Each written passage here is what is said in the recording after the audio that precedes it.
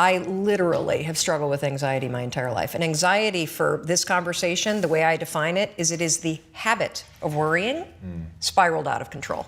You know, you may say that you are a worrier. That's not true. You have a habit of worrying. A habit is a pattern of behavior or thinking that you repeat without realizing it. So anxiety happens when that pattern of worrying about things spirals out of control, and now it starts to marry and manifest itself with physical sensations too. That's all that it is. I know that I say that's all that it is. Me personally, I struggled with anxiety, I think my entire life. It became quite acute when I was in my late teens and early 20s. I became medicated in the middle of law school. I took Zoloft for 2 decades. When our first daughter was born, who is now 17, the postpartum depression and the cascading panic was so terrible that not only was I medicated and couldn't breastfeed, but I couldn't be left alone with her. Wow. So when I say you can cure yourself of anxiety, I don't say that lightly. 4 years ago, after I had been using the 5-second rule to change my behavior, how I spoke to my husband, how I negotiate in business meetings, how I conduct sales, the kind of parent that I am, my health habits, my eating habits, curbing the drinking, I thought, I wonder if I can use this 5, 4, 3, 2, 1 thing to get control of my thought patterns. Not my behavior patterns, my thought patterns. Yes, you can.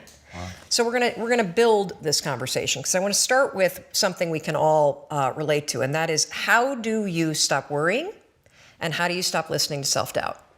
This is how you're going to do it. So all day long, you're going to have moments where your thoughts drift. And I use that word on purpose because for me, there is a physical sensation when you start to use the 5-second rule and you start to wake up, not only on time in the morning, but you wake up to your life and the opportunities in your life. Your thoughts drift. Like you'll just be hanging out with your friends and then suddenly you're like, I'm not sure that person likes me anymore. I haven't heard from my kids lately. I wonder if they're dead or, as a check, like you just start worrying about stuff. Why? Because it's a habit. Because when you're not paying attention, your brain shifts from you being a decision maker and paying attention to you just kind of spinning things on autopilot. And one of your habits is worrying. The second you wake up and you notice, holy cow, I'm talking some negative garbage to myself right now. 5, 4, 3, 2, 1. You've just shifted the part of the brain that you're using. You've shifted from the basal ganglia, which is where your habit loops are spinning, and you've awakened your prefrontal cortex. You've also interrupted that pattern. Now what you're going to do, because your mind is actually ready to receive a different thought because of the counting, now you can put in an anchor thought. Like if you have a mantra, if you've got a vision about the way that your business is going to turn out in 5 years, if you just have a thought that makes you really happy and proud, insert that. Now, why does this work? It works because of the counting. And I'm not kidding. We know, based on research, that positive thinking alone, not effective. In some instances, trying to force yourself to think positive can actually make the worries worse. Why? Well, the reason why is because it's really hard to just change the channel. What we have to do first is basically interrupt it and turn off the TV and then turn it back on with the prefrontal cortex awakened. So the counting is essential. And so you can start using this today. You catch yourself talking garbage to yourself, because we all know if I were to put a speaker on your head and broadcast, you would be sitting here in the audience, you'd be in an insane asylum, because the crap that you say to yourself is insane. And the problem is we listen to it. You'll be in a sales meeting and you'll be undermining yourself. They're not going to buy. Oh my gosh, I'm in trouble. You're not even present. 5, 4, 3, 2, 1. Switch it back. Get back to that vision that you have about toasting your success, or this customer being really happy, or you being proud of yourself. Whatever that vision may be, you can control your thoughts. And this is not just us talking about it. This is a tool that you can use. So let's take it a step further. So worrying, if you let it go unchecked, what will happen is you will get used to worrying. You will get used to living in a state where you're slightly agitated all the time. Let me talk a little bit about agitation. So what we know based on research is that physically, in your body, so physiologically, Being excited is the exact same thing as being afraid. Let me say that again because it is so important. In your body, being excited is the exact same thing as being afraid. Your body doesn't know the damn difference. Your heart races, your armpits sweat, you're like, you may get tight in your throat. Your cheeks may get pink like mine do when I get excited. The only difference between excitement and fear is what your brain says. And the problem is, if you have a habit of worrying, guess what you're going to tell yourself is going on? That you're like freaking out, that you're not excited, that something must be wrong. Oh gosh, why would you say something's wrong? Because you got a habit of saying that all the time. Even as I became a speaker for a living, or I'd be on CNN, when I first started doing it, I would be freaking out backstage. But even though, like, just last week, he's standing backstage, about to go on, 8,000 people, heart races, armpit sweat, my hands get clammy. I'm not nervous though, not at all. I'm excited. And so I developed this technique, and research out of Harvard, not based on my technique, but something very similar, proves that if you basically, right before you're about to do something, take a test, run a race, public speaking, a business negotiation, ask somebody to marry you, whatever it may be that gets your heart racing, just do this. Go, I'm excited. I'm excited to give that speech. I'm excited to ask him or her. I'm excited to do this race. I'm excited. Because what happens is you give your brain context, so your brain doesn't escalate the stuff going on in your body. Your brain's not worried. Make sense? Yeah. So you can combine this with the 5-second rule. So we know how to do worrying. You catch your thoughts drift, 5, 4, 3, 2, 1, anchor thought. If you start to feel your heart racing, 5, 4, 3, 2, 1, to awaken the prefrontal cortex, and then start going, I'm really excited to do this. I'm really excited to do this. Another technique that you can use is ask, I think they call it interrogatory questions, where instead of giving yourself a pep talk, say, well, why am I ready to do this? Why am I ready? Because that'll force you to answer the question, which then convinces you. So why am I ready to close this sale? Why am I ready to give this speech? Why am I ready? So those are two strategies that you can use backed by science that are proven to actually make your performance be much better. Now let's take it a step further to anxiety. So anxiety is what happens when the habit of worrying spins out of control, your body gets really agitated, and then you allow your mind to escalate it into a full-blown panic attack. So for those of you that have not had the pleasure of having a panic attack, let me explain what it's like. So have you ever been in your car and you're driving down the road and you go to change lanes and all of a sudden there's like, oh my God, there's a car right there, right? And you swerve a little bit and then your heart's like, and you may sweat a little bit and you grip the wheel really tight and you're super locked in on the road ahead of you. But then that car pulls away and the near miss scenario passes and your mind starts going, okay, you're all right now. Right. You're all right now. That's it. That's all. That's what a panic attack is, only it happens while you're standing in front of your coffee pot. Seriously. You have that same, oh my God, what about that? And your heart's racing, and the problem for your brain is that your brain can't look around and say, holy cow, we almost got hit by a car. Right. Your brain's saying, what the hell is wrong with her?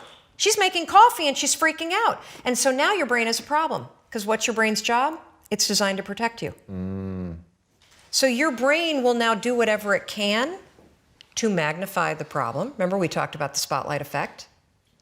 It'll start telling you all kinds of crazy stuff because it can't figure out contextually what the hell's going on. She's just making coffee, now her heart is racing and she's breathing really. Holy cow, maybe she is having a heart attack. A lot of people that have panic attacks say, I think I'm dying, oh my God, what's happening? Wow. Or you'll see them do the deer in the headlights thing where they got to get out of the room. That is the spotlight effect in your brain, now taking control and magnifying everything to get you out of whatever it was. So here's how you use the 5-second rule. You use it to stabilize your thoughts before the panic escalates. And then what happens is it drifts into worry and then it disappears. Right. So the second you feel worry, you catch it, you train yourself to do that. If you start feeling yourself getting, your heart racing, you can 5, 4, 3, 2, 1 and use the I'm excited. If that doesn't work, literally 5, 4, 3, 2, 1, and just give yourself an anchor thought, literally, of you being okay. So let's talk a little bit about confidence, okay? First of all, I've already said it's a skill. It doesn't matter if you were born the most insecure, thumb-sucking, abused, pathetic soul of a human being. You can build the skill of confidence. It doesn't matter if you came out of the womb super ego-driven and larger than life and confident and all that stuff. You still have a lot of work to do when it comes to confidence, authentic confidence. So let me talk to you about what is the skill of confidence. Okay, you ready? My definition of confidence is not belief in self. What you're going to learn about Mel Robbins is that I love evidence-based advice because I'm kind of skeptical. I was trained as a lawyer. Life has kicked me around a little bit. I kind of cross my eyes at people that are very kind of motivational. And, I'm like, well, it's easy to do the inspirational stuff, but what's the depth, right? What's the depth? And so when I think about confidence and my definition of confidence, I looked at the research on confidence, okay? And there's really good news here. The first thing you've already learned, it's a skill. The second thing that you are going to learn that's really good is it's very simple to build the skill of confidence. And you can do it through repetitive actions every day, very simple little things that will slowly build up the reservoir of confidence. And here's the definition I want to give you of confidence. Confidence is the willingness to try. That's it. I'm going to say it again. Confidence is the willingness to try. That's it. That's all that it is. And the reason why I like this definition is because this definition that I have created for confidence, which is the willingness to try, is based in the research around confidence. So if you want to learn more about this, Google confidence competency loop. Okay, I'm going to show it to you. I'm hoping that this is not broadcasting backwards. Okay, this is my fancy little graphic. Okay, this is what we call a confidence competency loop. I did not invent this. This is something that people who research confidence for a living have created. And I've highlighted this because this is where confidence begins. It begins with the willingness to try, because I'm going to show you what ends up happening if you're the kind of person who trains yourself. Notice the words I'm using, trains. We're not going to sit around and wait for motivation. We're not going to wait for courage. We're going to manufacture those things. And this is where the 5-second rule is so transformative. Now, for those of you that don't know it, I'm not going to spend a lot of time explaining it. I'm going to give you the shortcut. It's just a simple brain hack backed by tremendous evidence that I created at the worst moment of my life that turns out to have extraordinary science behind it. All you do is in a moment where you feel doubt, insecurity, fear, anxiety, procrastination, perfectionism, PTSD, OCD, anything that you might possibly have that would rise up to block you, you simply count backwards, 5, 4, 3, 2, 1. Okay. And you got to count backwards, 5, 4, 3, 2, 1. And what that will do is it will shift gears in your mind. Instead of being stuck here in the part of the brain that keeps you stuck worrying and thinking and having a bias towards overthinking and being a perfectionist, you're going to go 1, 4, or 5, 4, 3, 2, 1, and you're going to try. Now, this is what's going to happen. The first time you try, you will fail. That's really good news. You want to know why? You learn by failing. You learn by failing. Do you realize that's how you've always learned? That when you were a kid, you don't remember this, but when you were learning to walk, you fell an average of 17 times an hour. You actually learned to walk by falling. And so you learn everything when you fail, because when you fail, as much as you may think you're going to die, if you stand on a stage, I see a lot of you who want to be coaches or speakers or whatever, you're going to have to learn how to give a speech where you stutter and where your mouth gets really dry and pasty and where you get a neck rash and where you forget what you're supposed to say. You got to do all that stuff. Why? Because when you fail, you don't die. You actually gain knowledge and experience. And that's the gift of failure, because you then take that knowledge and that experience and you go right back to the next time. And then you try again. But this time when you 5, 4, 3, 2, 1, try, you're going to take your knowledge and experience with you and you're going to fail a little bit less.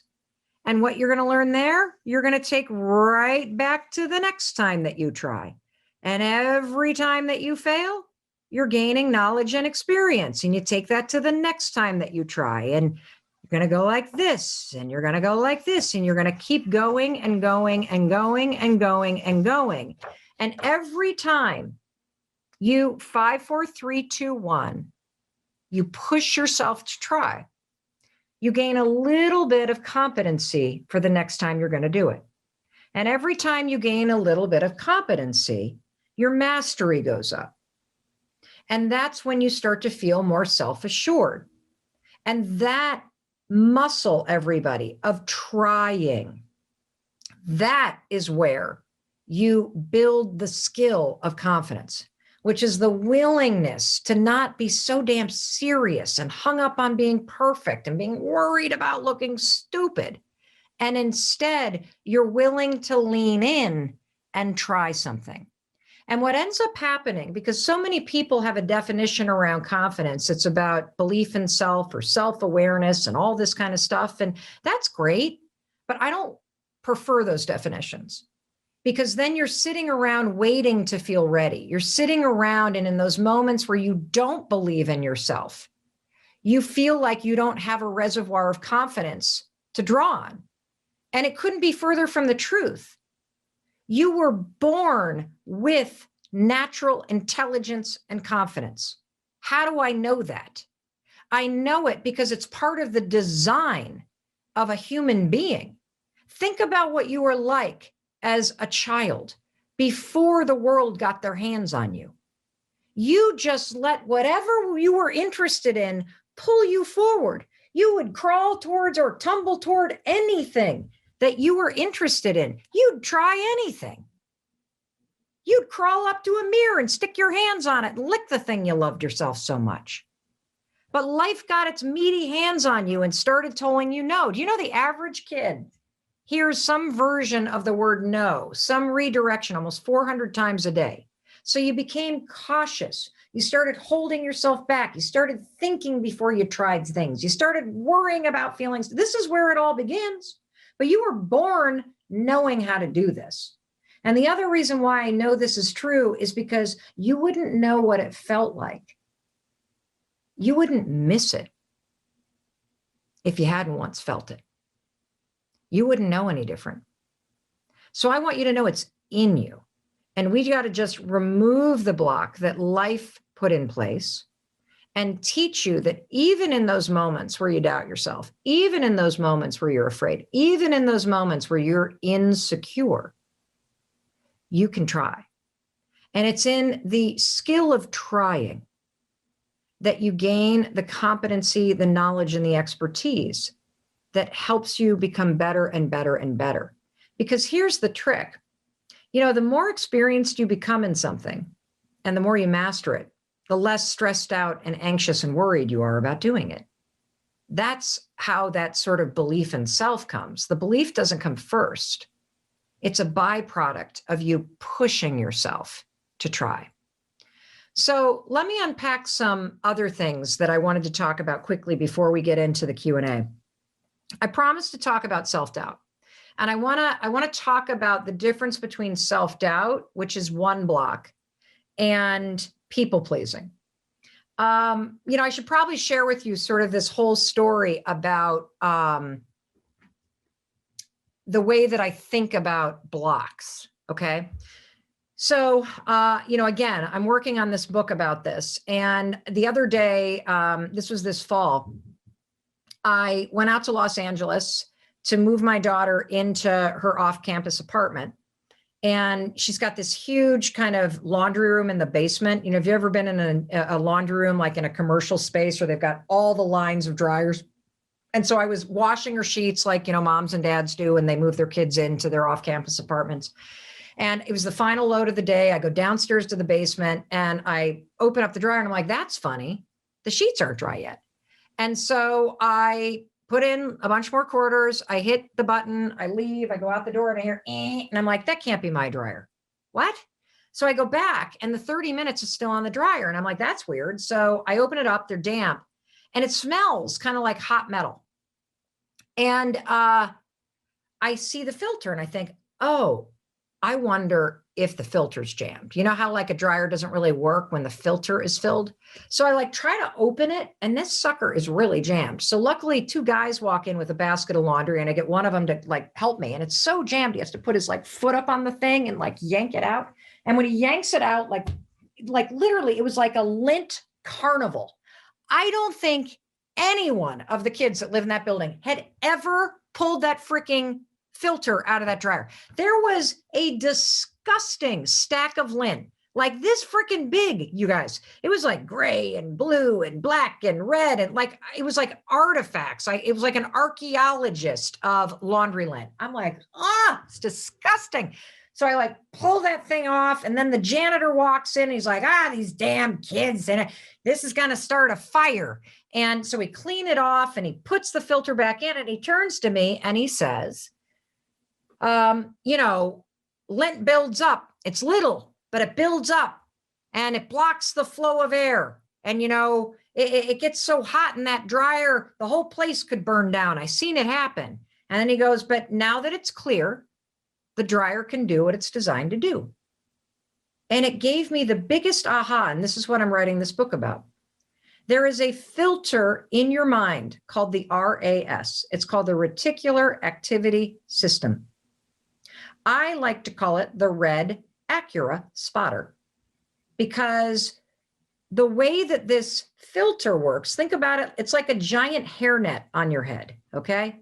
The way that this filter works is that it blocks out things that it thinks is not important to you, and it only lets in like 1% of what's going on in the world. And here's the interesting thing. It can be programmed. It's very nimble. If you've ever gone out to buy a car, have you ever noticed that all of a sudden you go into the dealership, you're like, oh, I like that red Acura. And then the next day, what do you see everywhere? You see red Acuras. Because your RAS, the hairnet on your brain, the filter that influences absolutely everything that you think and do. By you going to shop for a car, it has gone, oh, ding, ding, ding, hold on. Mel Robbins is interested in red Acuras. Let them in.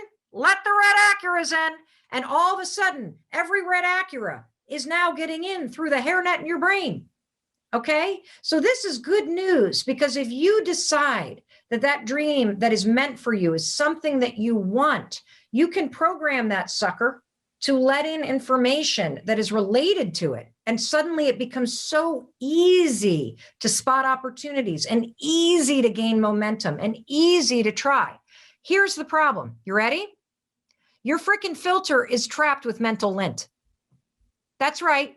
You want to know what Lint stands for? Because I'm a freaking genius. Lint stands for those moments when you lose inspiration due to negative thoughts. Thank you, everybody. I know I'm a genius. You can read all about it this fall. So you've got a filter that could help you make everything happen. But you want to know what? You've got this layer of crap in your brain, just like that dryer vent had a layer of lint in it because nobody had changed the filter. You cannot do a load of laundry, people, without creating lint. And you cannot go through a day in your life without having some sort of negative mental lint build up. You have a lifetime of lint that is clogging the filter in your brain. I know it. I can teach you how to remove it, and it's impacting your willingness to try. And the 2 forms of lint, there are 5 of them, but I'm going to talk about 2 of them right now. The first one is doubt. And doubt is the kind of moment when you lose inspiration due to the negative thought, it'll never happen for me. You want to know why Mel Robbins has never done a live event? Ever. I've never done any kind of live event on my own. You want to know why? Because I've got negative crap built up from childhood that makes me say, no one will show up. True story. Tell me if you've been to an event in a stadium that I have produced. You haven't, right? Because I too have lint in there.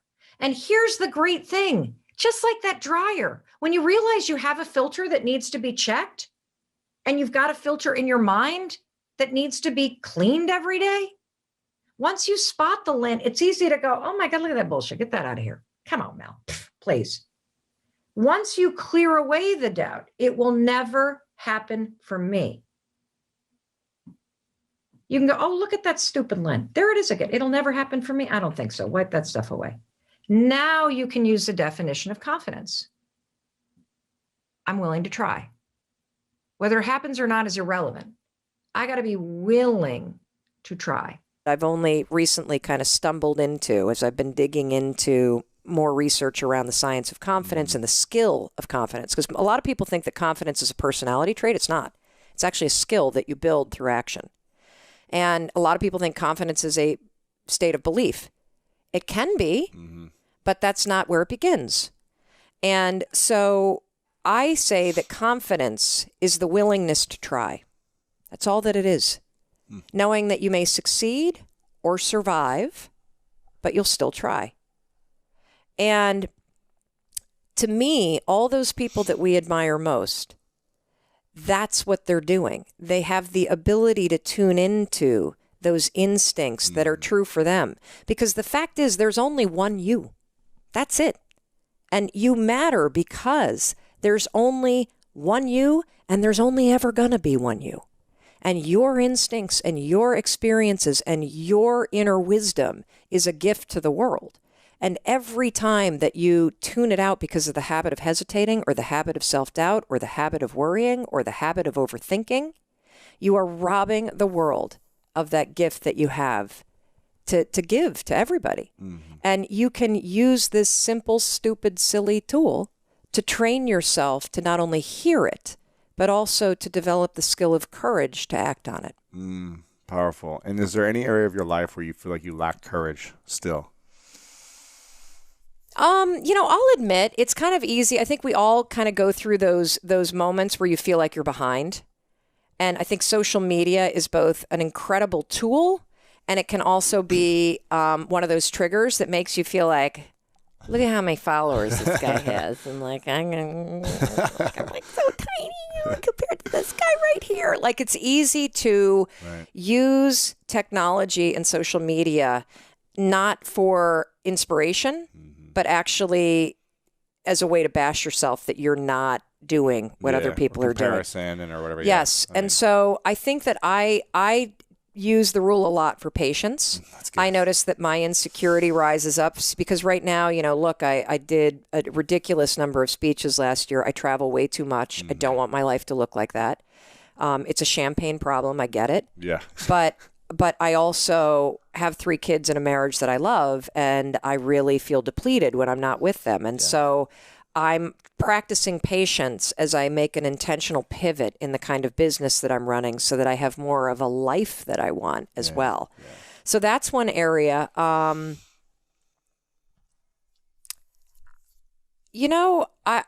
don't feel insecure as much as, the term deliberate practice, right? And the 5-hour rule where... Deliberate practice, is that from the Talent Code? Well, the deliberate practice is actually a psychological principle. I think it was in a book called The Talent Code, but yeah. Oh, yeah? Okay. Yeah. Well, it's a psychological principle that, the 10,000-hour rule. I mean, deliberate practice is in sports. Yes. So deliberate practice is this idea that, you could do 10,000 hours at anything and become an expert at it, but the way to do it faster is to do deliberate practice, which means you're practicing with the intention of improving, and there's a feedback loop. Yeah. So you do 2,000 hours as opposed to 10,000. Correct. Right. Like, for example, if you want to become an expert at guitar, learn scales. Don't just sit there for 10,000 hours and play the same song. Right. If you learn scales, you get the finger dexterity and the muscle memory and the neural pathway development. By the way. Yes, I So saw your hard. guitar over there. So hard. I saw your guitar. You know, I always wanted to play guitar, but instead I forced my 3 children to learn. That's There good. you go. You can just enjoy it. You just watch them. Exactly. My brother's, the #1 jazz violinist in the world. What? Yeah. And so I grew up watching the most incredible, Now, is he built like you too? he used to be even more jacked. They used to call him the Incredible Hulk of violin because he was just Wow, snap super the thing jacked. in half as Yeah, he would. He it? would slam it like Jimi Hendrix style. Yeah. But now he's leaned up a bunch actually. And so he's incredible. So I used to just be all awestruck by his gifts, and it was unbelievable, his skill. And so I learned guitar. I taught myself when I was 18 just because I was like, I have to know something, in terms That's of pretty music. I can barely, I'm like a hack, but Yeah. at least I can do something. Yeah. So yeah. So I'm kind of in this mode of improving myself, and I'll give you one more thing that I'm working on. So Yeah. I kind of think about my life and my work in 3 buckets. So we got this bucket here, Yep. we got this bucket, and we got this bucket.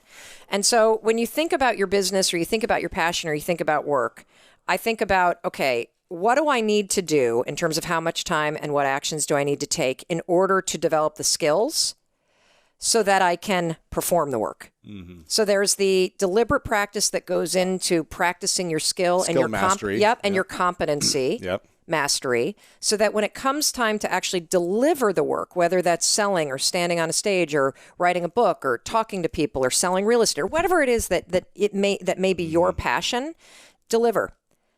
This is the one I neglected last year. This bucket is, what are you doing to personally develop yourself so that you are the most capable, fulfilled, and satisfied human being, so that when you show up to do your competency and your skills and the delivery, that you as the human being are able to do that. Yeah. And so I've been spending a lot more time consuming content, reading books, watching, your incredible show, and learning from other people. And I think that one of the traps that we entrepreneurs get into is I was feeling last year anyway, like I was on a treadmill, and when I wasn't looking, somebody was coming by and turning up the speed. Sure. And I was only in this alley. And increasing the hills, whatever. Yes. Yes. And so, and if you're my age, you need like a diaper when somebody does that, and you're on a treadmill and a leash to keep you attached to it. Exactly. So I've been focusing a lot on this, and it's been interesting because you and I were talking earlier too about you going to India and some of the stuff that you learned in terms of the different states to be in. And I use one where I pay attention to where I'm feeling depleted versus where I'm energized. And here's the thing. You can be doing things that are really hard that energize you. You can be doing things that are really scary that energize you. The same is true with things that deplete you. There are things in your life that are really easy for you. There are people that you hang out with, by the way, that you've been hanging out with for years, but they deplete you. And so I've been starting to become more deliberate about how I distance myself from things that deplete me, and how I spend more time and energy either doing or pushing myself to do those things that actually energize me. And this gets back to your message around passion, right? And that, the art and the skill of building a life that is guided by the things that you're passionate about. Yeah. I believe with all of my heart and being that every man, woman, child, person, grandparent, everybody should infuse their days with habits of celebration and self-confidence. And the fastest and easiest and most science-backed way to quickly start to change how you see yourself is by adopting a simple habit of high-fiving your reflection in the mirror every single morning. Now, I know exactly what you're thinking. Are you serious, Mel Robbins? That is the stupidest thing I've ever heard in my entire life. I know it sounds dumb. But the reason why your first instinct when you think about waking up, whether you're in your robe or your underwear, or your PJs or your birthday suit, and walking into that bathroom and having a moment with yourself and raising your hand and high-fiving yourself, is because your self-confidence is in the gutter. You believe some garbage about yourself. You think you're a bad person, or you're unworthy, or you're ugly, or nobody likes you. Or how about this one? This was the story of my life. I have f***ed up my life so badly, I might as well just flush it down the toilet. You have some narrative in your mind that is so negative that when you look in the mirror, you see somebody worth trashing. You see what's wrong. You pick apart your appearance. And I want to reverse that, because here's the deal about self-confidence. Self-confidence begins with you. You realize the word self is in there, right? I can't give you confidence. I can give you a little boost. I can give you tools. I can encourage you. But confidence is forged in fire. It's something that's within you. And here's the thing I want you to realize about confidence. You are a confident person. That's why you miss feeling that way. You can only miss what you know. You've just been blocked from the feeling of it. And wherever you are right now in your life, I'm telling you, confidence is in there. You just got to figure out how to tap into it. And you've been building confidence all along, by the way. Every time that you have fallen on your face, or you've tried something and failed, or you've gone out and thought you found the love of your life, and then your heart's broken, and then you pick yourself up again, and then you dust yourself. You're building confidence the entire time, because confidence is not built on the high days. Confidence is built on the low ones. Confidence is built when you are struggling. Because when you see yourself go for something and fall, when you see yourself try and get knocked down, when you see yourself stand back up after getting abused or traumatized or discriminated against and moving ahead, you are building this reserve within yourself where you know you can rely on yourself. You know you can face hard things and you can keep moving forward. You know you have your own back. So it's in there. Your life has been helping you build it. Now you got to just dig in and tap into it and use it to shut that critic up in your head. So the way you're going to do that is every morning, I'm not kidding, you're going to raise your hand in the mirror and high five yourself. Look at how many people are doing this. You're not the only one. For 5 mornings in a row, I want you to high five yourself.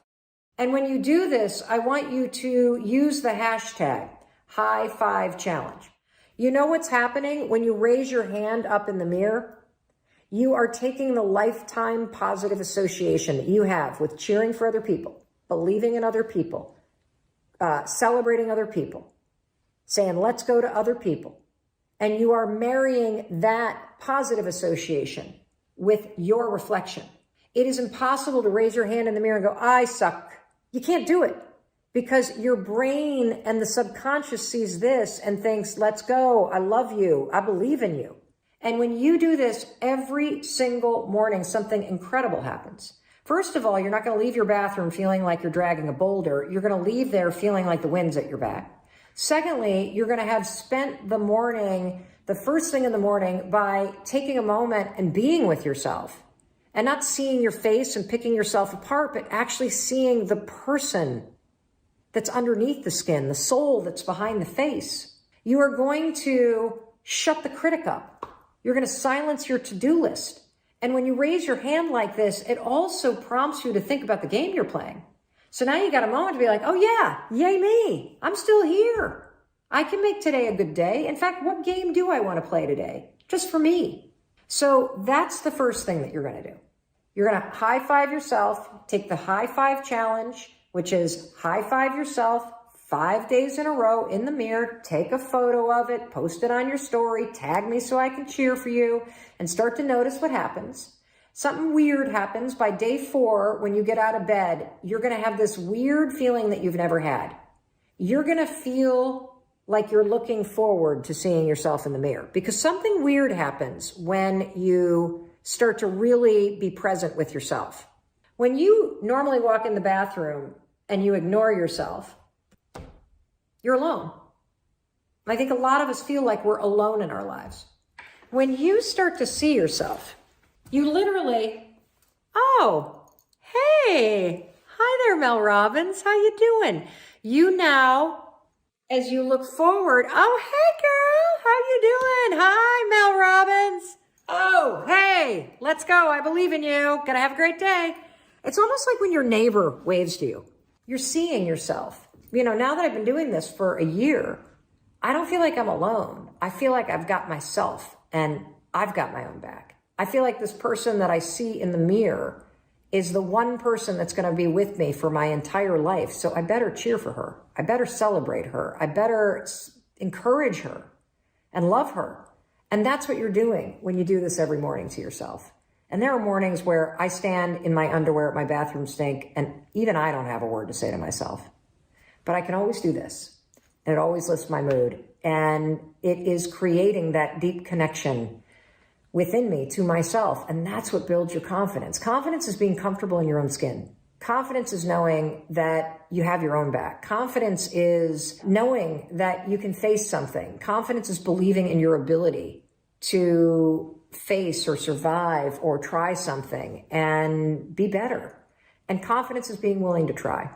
And all of those things happen when you raise your hand every single morning. The second thing that you should do is you got to be honest with yourself. If there are things about your appearance that are within your control, whether it is the shape that you're in, whether it's the health choices that you're making, whether it's how you take care of yourself in terms of self-love, and you're not taking action in those areas, the lack of action says to your brain, you don't care about yourself. And so what I want you to do is pick one thing, one behavior that you could do every day. The high five's one of them. Pick another one. And I want you to practice doing it. And it's a behavior. If you think about the person that you want to become, what's that person do every day that you don't do right now? And when you start to do the thing that the person you want to become is doing, you leverage something called behavioral activation therapy. And that is a whole body of research that says when you act like the person you want to become, it's the most powerful way to change a habit. It's even better therapy than talk therapy because the action proves to your brain that you're becoming that person. You're seeing the change through the action. And so then the brain catches up and starts to relate to you like a person that's confident or a person who adores their appearance or a person that celebrates themselves exactly as they are. So try those two things. Make sure you tag me online when you do the high five challenge. And I know it's going to work. Do you feel like you worry too much? Do you feel like you live in your head too much? Do you wish that your mind was a more positive place? You know, my daughter and I are here in Miami, and I'm just like you. My mind can be my worst enemy. I was laying in bed last night, and I had fallen asleep, and I kept waking up. And you know what I was thinking about? I was waking up because I could hear people in the hallway kind of coming in from a late night of partying. And you know what the first thing that my mind defaulted to? There being a fire in the hotel. And I started having these visions of my daughter and I going down the stairwell and getting trapped. And then I had visions of us being on the balcony on this room and fire kind of engulfing. And what are we doing? Are we tying a rope? I mean, it's just insanity, absolute insanity. And I used the techniques that I teach you. I went 5, 4, 3, 2, 1. I am not thinking about this. And the thought disappeared because I constantly reset my mindset. And, you know, one of the reasons why I'm telling you this is if you are tired of feeling negative, if you feel often that your own thoughts are the things that trip you up in life, that you wish that your mind were more positive, I'm telling you that I'm the same way. Just because I teach this stuff, just because I study this, just because I do what I do for a living, doesn't make me immune to what it means to be human. And what it means to be human is that your brain and your body want you to survive. Your brain and your body remember situations that scare the daylights out of you. Your brain and your body try to talk you out of anything that makes you feel risky. And your brain, given that it has been trained by situations in the past, and given that you allow it to worry all the time, you have a habit of doing it, if you're not careful and you're not deliberate, your brain will default to scary crap like mine was last night. That doesn't mean you're broken. It means that your brain is thinking something that's broken, and it's time for you to reset your mindset and pull it back. In this video, I'm going to show you the specific way that you can use the 5-second rule to stop doubting yourself and worrying so much. Now, a lot of people will tell you, oh, just think positive, or Try not to worry. It sounds simple, but it's not easy. And the reason why it's not easy is because it doesn't work. And actually, research shows that when you try to ignore your worries, it can actually make them worse.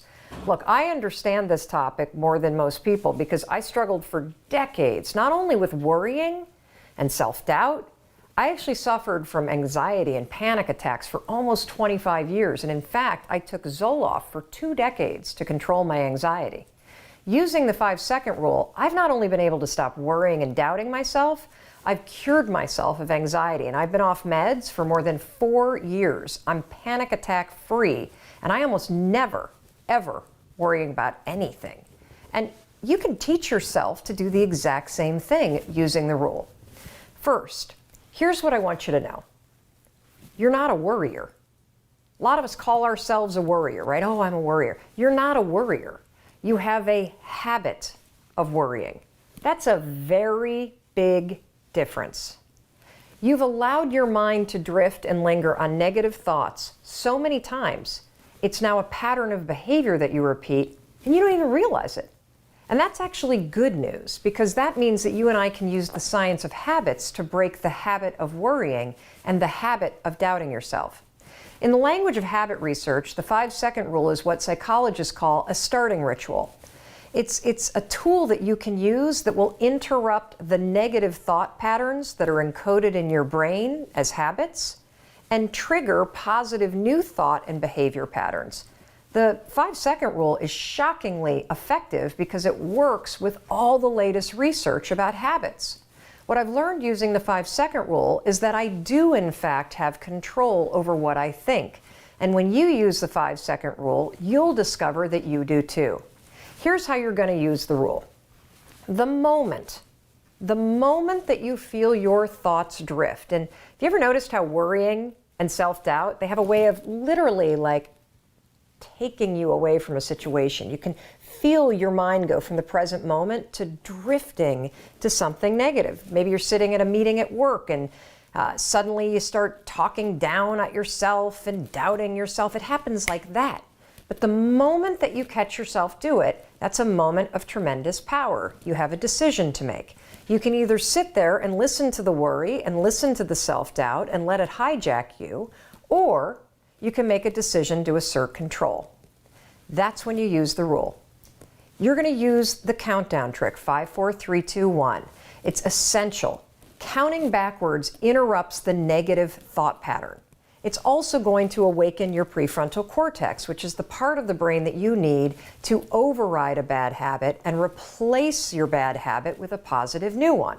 So every time you feel your thoughts drift to something negative, or you find yourself worrying about things you can't control, 5, 4, 3, 2, 1, it'll switch the gears in your brain, it'll interrupt the negative thought pattern, it'll activate your prefrontal cortex, and you've just created a starting ritual that will prime your mind to accept a more positive thought. That is how you use the rule to change. Some days you might use the rule 20 times to interrupt your habit of worrying and doubting yourself. You know, I've heard a lot of experts say that fear isn't real. That is such a bunch of baloney. Fear is so real. In fact, there are probably things that you're afraid of doing right now in your life, in your relationships, at work. And the fact that you're afraid, that's robbing you of all of the experiences that you want to have in your life. I mean, if you're afraid to fly, that's going to limit your ability to travel and see the world or go visit friends. If you're afraid of public speaking, that's going to really limit your ability to express yourself and share your ideas. If you're afraid of talking to your boss or asking for a raise, that directly impacts how much money you make. Or what if you are dreaming of starting a business, or you've already started a new business, but you're afraid to talk to people and you're afraid to share your business with people? I mean, fear is something that stops us all. And that's why I'm here to talk to you, because it doesn't have to. Fear is real, but I am going to share a secret weapon that I have used for years to beat every single fear that used to stop me. Now, first, before we get into this secret weapon, I just want to cover a few facts about fear, what it is, what it isn't, and some things that you may not know about fear. So first thing, fear is a physical state in your body that is exactly the same as excitement. Let me say that again. Fear and excitement are the exact same physical state. Your heart races. You might sweat a little bit. You might feel tightening in your chest. You might feel a pit in your stomach. You have a surge of cortisol. It's basically the way that your body goes into a hyper-aware state because it's readying for action. Now, what's the difference between fear and excitement? Really simple. The only difference between fear and excitement is what your brain is doing as your body is all agitated. If you're excited, your brain's going, oh, wow, this is going to be so cool to ride this roller coaster. If you're afraid, your brain's going, no way, there's no way I'm doing that. This is dangerous. Get out of there. Don't do that. It's saying something different. So what's critical about understanding this is that we're going to use the fact that your mind is either working for you for excitement or against you with fear to your advantage. And I'll tell you about it in just a minute, how you're going to do that. Second thing I want you to understand is that you may have heard the advice, feel the fear and do it anyway. You may have heard the advice, oh, just try to calm down. Think positive thoughts. It doesn't work, does it? And there's a reason why it doesn't work. So let's go back to fact number one. When you're afraid, your body's in a state of arousal and agitation, and your heart is racing, and you're all like amped up, and you're hyper aware of what's going on, and you're freaking out a little bit. What is it like when you're calm? You just kind of chill, right? You got like this low arousal state. Very, very difficult to go from a state of agitation and being all jacked up and excited and weirded out and to a kind of state. It doesn't work. It's like trying to stop a train by throwing a boulder on the tracks. It's going to make the train jump off the tracks. It's going to cause a disaster. In fact, they've proven in research that when you try to ignore your fears, it actually makes them worse. And they've also proven in research that positive thinking alone also can make your fears worse. So, what do you do? What do you do when you're about to go talk to your boss and you feel afraid? What do you do when you have to get on a plane and you're actually terrified of flying? What do you do if you got to give a presentation and you are afraid of public speaking? Here's what you're going to do. You're going to use a strategy, the same one that I use, that has helped me beat every single fear and turned me into somebody that is terrific when it comes to a high-stress situation. This is how you do it. You're going to use my 5-second rule in combination with what I call an anchor thought, and that is going to reframe what your mind is doing so that your mind goes from feeling agitation and making you afraid to reframing it from agitation to excitement. It works like magic. Now, I have used this technique for years, literally for years. And one of the ways that I want to introduce you to it is I want to take you backstage. I want to take you backstage to a speech that I delivered this year. And what you're going to see is you're going to see me behind, the major set. I'm about to walk out. You can kind of hear the crowd roaring. My introductory video is playing. My body is in a state of arousal. I am literally, my heart is racing, my arms are sweating. Like you're going to see this. I'm going to tell you about it. And you're going to watch me use this same technique I'm going to teach you to reframe my nerves into excitement. Check this out. All right, I'm about to go on stage. There are 7,000 people out there, and it's so exciting because what they don't know is they're about to learn the 5-second rule, and their lives will never be the same again. Now, I gotta tell you, my heart is racing. My armpits are sweating. I have the exact same physiological feeling as when I'm afraid, but I'm not afraid. I'm excited. Excitement and fear is the exact same thing in your body. It's just what your brain calls it. Here's a trick that's proven by science that I use every time I speak. When I start to sweat, when I start to have butterflies, when I start to have my heart race, I say, I'm excited. I'm excited to get out there. I'm excited to talk to these people. I'm excited to share the 5-second rule. And what that does is it sends a message to my brain that tells my brain, why my body's all agitated and excited. And that way, I don't feel afraid. Remember, excitement and fear, exact same thing in your body. The only difference is what your brain calls it. Go get them. Now, I want to give you one more example, just to make sure that you really get how you can use this. So a lot of you have written to me about your fear of flying, and I can really relate to that fear because I used to have the exact same fear. But I use this same strategy to conquer it. Here's how you're going to do it. So first things first, if you've got to do something that really makes you nervous or that you're afraid to do, before you're about to do it, come up with an anchor thought. What's an anchor thought? Well, an anchor thought is something that's going to anchor you so that you don't escalate any situation into a full-blown panic attack or into a situation where you screw things up. It's a way for you to anchor yourself so you maintain control over what you're thinking and how you behave. So here's an example with flying. It's important when you're creating an anchor thought to pick something that is in the proper context of what you're afraid to do. So for flying, pick an anchor thought that has to do with the trip that you're taking. So if I'm boarding a plane to fly back home to Michigan, an anchor thought might be a picture in my mind of my mom and I walking on the shores of Lake Michigan where I grew up. That's a thought that makes me happy, it makes me excited, and it's also related to the trip that I'm taking. If you have a conversation that you need to have with your boss, pick an anchor thought about how you feel after having that conversation. Maybe it's you picking up the phone and calling somebody that you love and saying, "Oh my gosh, it went so well." Or, you walking out of the meeting and feeling like, "Yeah, I survived that conversation. I feel pretty good about myself." So now that you have your anchor thought, you're ready to beat the fear. I haven't lost anybody that I love. So I would not say what I'm about to say if somebody that I loved had died in this pandemic. But I have found the great pause that the last 2 months have forced me to take to be the greatest gift that I have received in the last decade. My kids have been home. I have been off the road. I have been forced to slow down.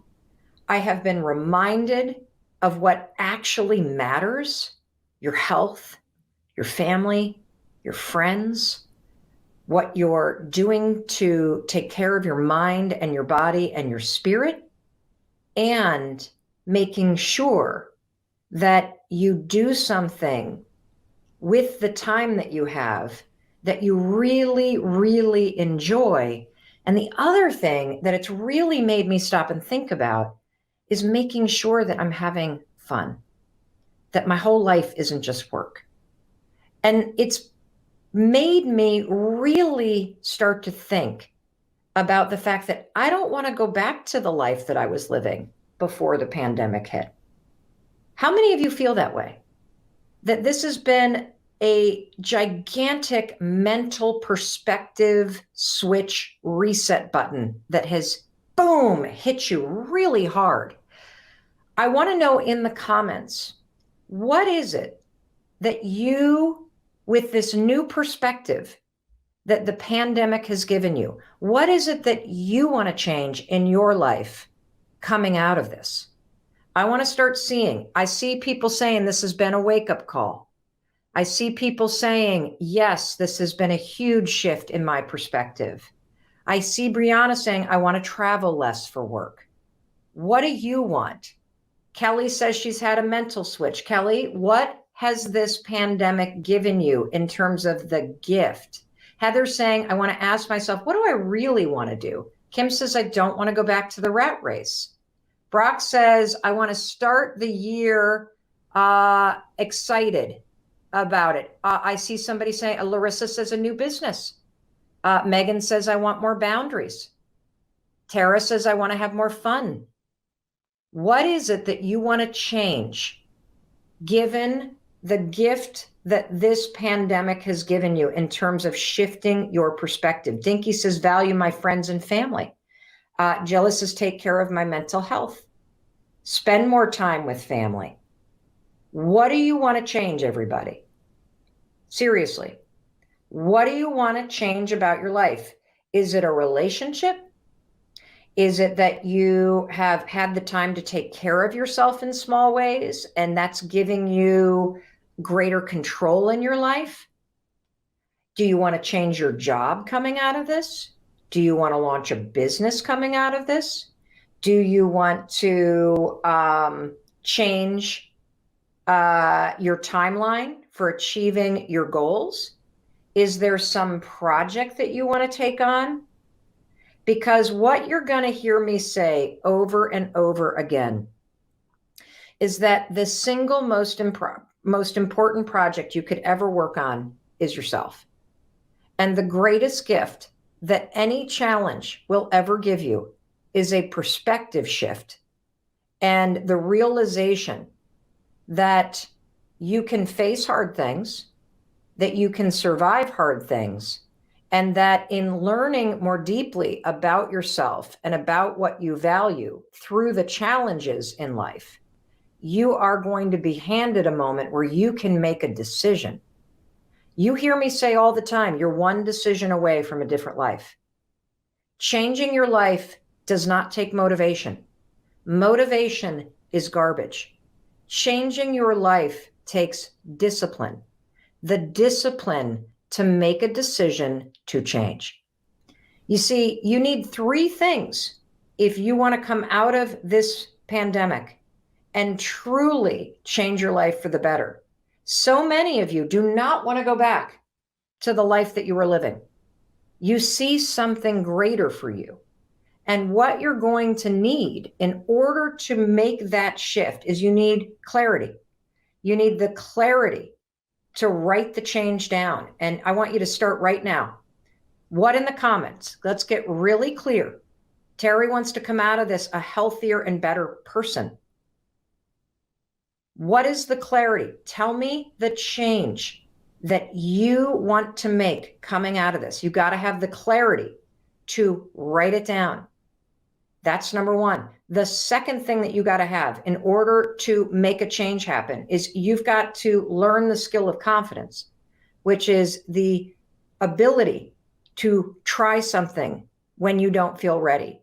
You may not know how to do this change. I see advocate for myself. I see more physical movement. I see I want to change my job. I want to start a business. I want to earn more money. I want to travel less. I want my work to have meaning. I want to get out of an abusive relationship. I want to help people in need. I want to make sure that I continue to keep the promises that I've been keeping, getting up on time, working out every day, working on my relationship. This is fantastic because you're having a moment of clarity. And when you start to write it down, you are starting to develop the confidence and the knowing that you deserve to have this change happen.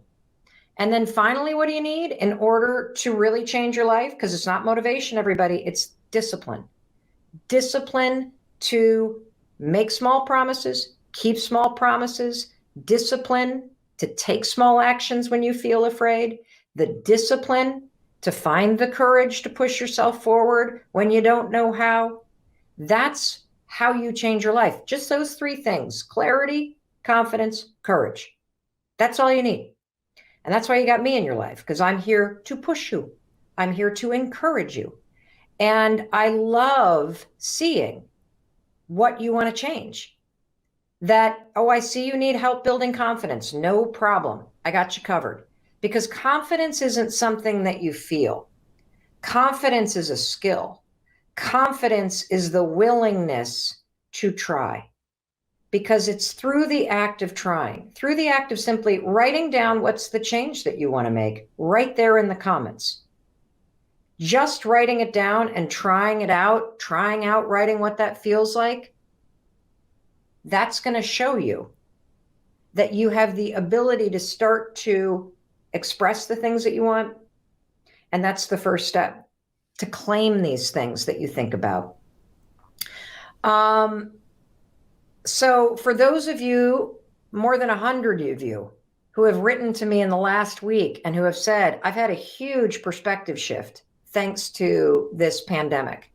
And there are some major changes I want to make in my life. I want to start a women's group. I want to end this relationship that I'm in. I want to stop bashing myself all the time. I want to launch that business I've been talking about. All of the things that you've put on hold. Now is the time to change. So many of you asked me, is it the right time to change your job after a pandemic like this? Absolutely. Because if you don't hear the clarity that's inside you, if you don't quiet the noise and tune in to hear, if your instincts, if your wisdom, if your knowing, if inside of you, you hear yourself saying, I got to get a new job. I got to get out of this relationship. I don't want to live where I live anymore. I want to be near the water. I want to be in the mountains. I want to be out of the city. You have to tune into that stuff. And then it's about confidence and courage to take action. That's it. What is one thing that you know that you need to do that when you think about doing it, and a lot of times it's a conversation, when you think about doing it, you get a pit in your stomach. I want you to write in the comments, what is that thing that you are afraid to do? You know you should do it. It's probably a conversation. And, oh, here we go. My 29-year-old son came home. He's living with us temporarily. He's bringing women home late night from the bars. He's a lot like his father, so very confrontational. Having that conversation gives you a pit. Starting writing my book, having a conversation with my coach, leaving my home, driving, asking for my raise that I'm worth, quitting my job, calling that prospect in my business, paying my taxes, paying my bills, working out in front of other people, doing a presentation. These are all driving to another state in busy traffic, reaching out to new clients. Excellent. Opening up a business. So as you think about this thing that you want, what immediately happens is you feel a pit in your stomach. That's what happens before your mind even goes, oh, I'm scared to call prospects. Oh, I'm scared to leave a secure job. Oh, I'm scared to write this new script. Oh, I'm scared to lose weight. I'm scared to address the issues in my marriage. I'm scared to talk to my husband about money. I'm scared to stand up for myself. I'm scared to act as I feel I should because I'm scared about the negative consequences. Your brain doesn't even process it yet.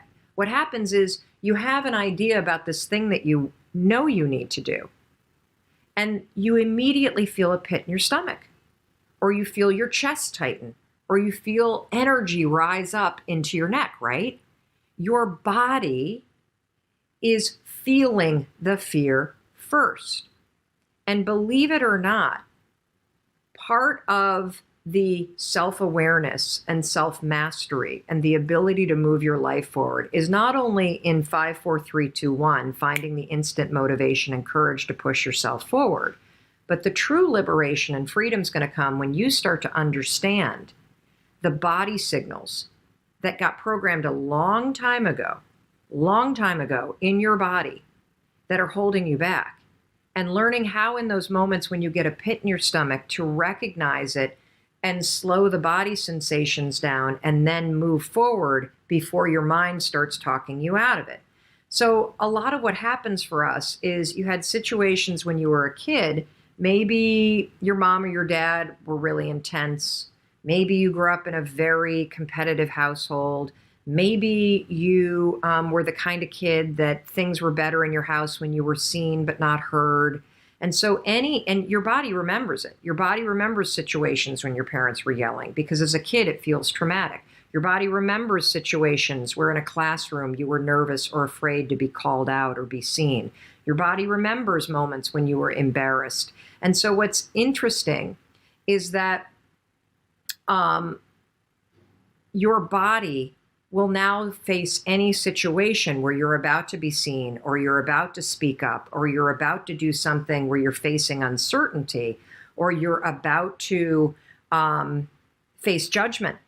And your body remembers those situations and it starts to get nervous or agitated or on edge because it knows, oh my God, you're about to do something that's going to expose you, and your body wants to keep you safe. That's why your stomach starts to go grumbly. That's why your chest starts to get tight, because you are about to do something that exposes you. You're about to do something that is new. You're about to do something that is scary, and your body wants to try to protect you. Now, your body's misreading the situation, by the way. I want to tell you a little bit about the science. So there's this famous neuroscientist called Antonio Damasio, and he did a really interesting study where he discovered that our body senses fear before our mind even realizes it. And when fear or danger, speaking to your boss, calling a prospect, going to the gym when you're not proud of the way that you look, and, it's not fear like terror. It's more that low-grade agitation in your body. I felt it yesterday because I went to a boot camp class yesterday, and I'm not in good shape, and I don't do boot camp classes. And Kendall and I are staying at this hotel where, holy cow, everybody seems like there's some sort of professional weightlifter or Instagram model. And so it was really intimidating, and I could feel that agitation in my body. That's the kind of fear I'm talking about. I'm not talking about the paralysis fear, your life is threatened and you really are in a life or death situation. I'm talking about the low-grade agitation that is there when you're about to do something that makes you feel a little uncomfortable. So when fear or danger is sensed in the body, your body begins a stress response before your mind even catches up. And if you want to take control of your life, you got to take control of that physical state. And it starts with catching these moments, everyone, when you start to feel it. Okay. And so for some of you, it may be a pit in the stomach. For some of you, it may be tightening in the chest. For Heather, who was one of the people I coached in Take Control, it was this massive wave of heat that went into her chest, tightness, a rash, and then she could start to feel that she was crying. You need to understand, how do you react to situations that make you nervous? Write it in the comments. Write it in the comments. Is it a tightness in your stomach? Is it a tightness in your chest? Is it a deep, tense breathing? Is it a rash? Do your thoughts race? What is it that happens to you when you think about going in and talking to your boss about a raise? What is it that happens to you when you think about picking up the phone and calling a prospect in your business? Here's tightness in the chest.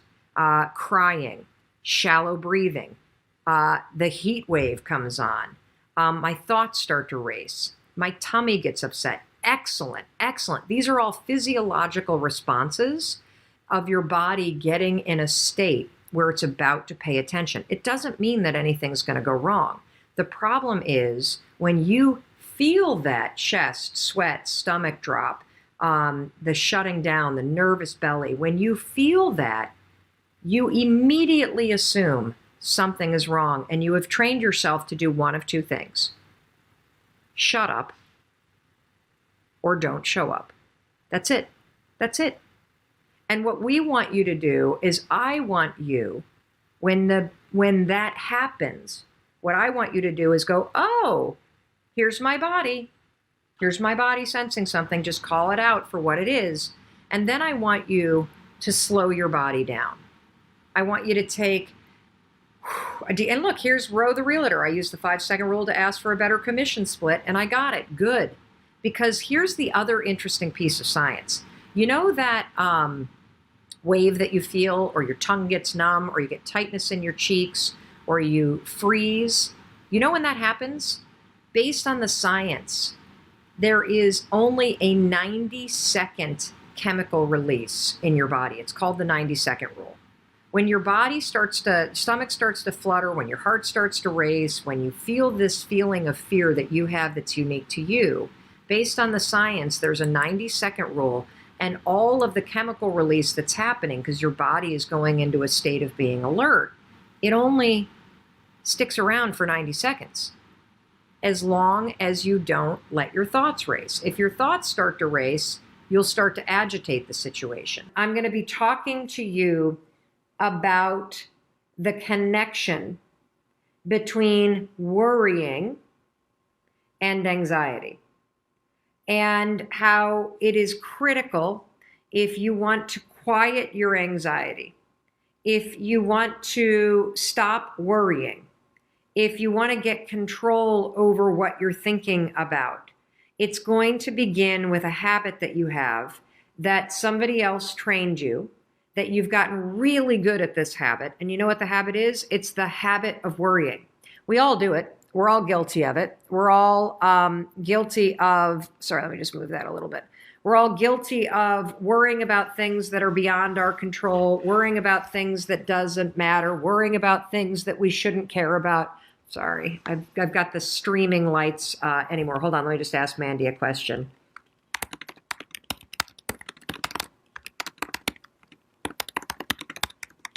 Worrying about all kinds of things that you shouldn't worry about. And it becomes a habit. It becomes a default way of thinking. And so in order to kick off Anxiety Week, I want to explain the connection between worrying and why that impacts anxiety. And now, since we're talking about anxiety, I have to be very clear about something, okay? I am not a therapist. I am an individual who struggled personally with anxiety for more than 2 decades. I took Zoloft, which was a lifesaver, and I strongly believe in trying medication when a professional believes that you are so in a hole mentally that medication will give you the ability to start to claw your way out of that hole. I have learned so much about anxiety because of my own struggles, and 5 years ago, I trained myself to be a deliberate thinker, just like I'm training you to be a deliberate thinker in this program. And through everything that I am about to teach you, and all of the strategies that you're about to learn, I learned all of these by researching anxiety. And I road tested them on myself while I was still in therapy. And I then started going off of my medication. And as my mindset reset and as my thinking patterns became more positive and stronger and healthier, I was able to completely cure myself of anxiety. And I say that with the utmost of relief and confidence. And I have also gone on to use these exact same techniques that I'm going to teach you to help my children deal with their anxieties. I've written extensively about anxiety in the 5-Second Rule book, which is right behind me. We've sold almost 1 million copies of that book. It is the #1 self-published audiobook in the history of Audible. I'm so proud of it.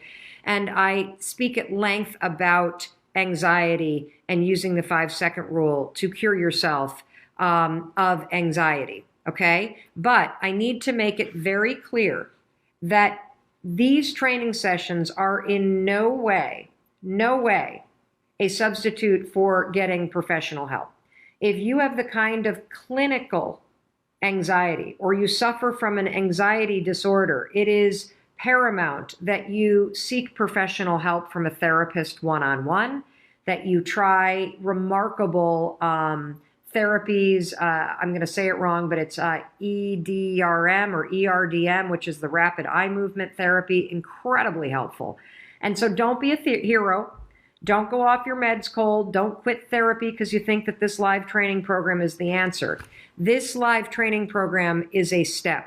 And this live training program for the next week in particular, while we talk about anxiety, you're going to be introduced to tools that are grounded in research and tools that have worked for millions of people and tools that you can take back to your therapist or take back to whatever counseling you get to help you become a deliberate thinker, which will help you quiet your anxiety, get control of it, and then ultimately cure it with the help of a professional if you have an anxiety disorder. So that said, please, please, please listen to everything that I'm about to tell you and try it, okay?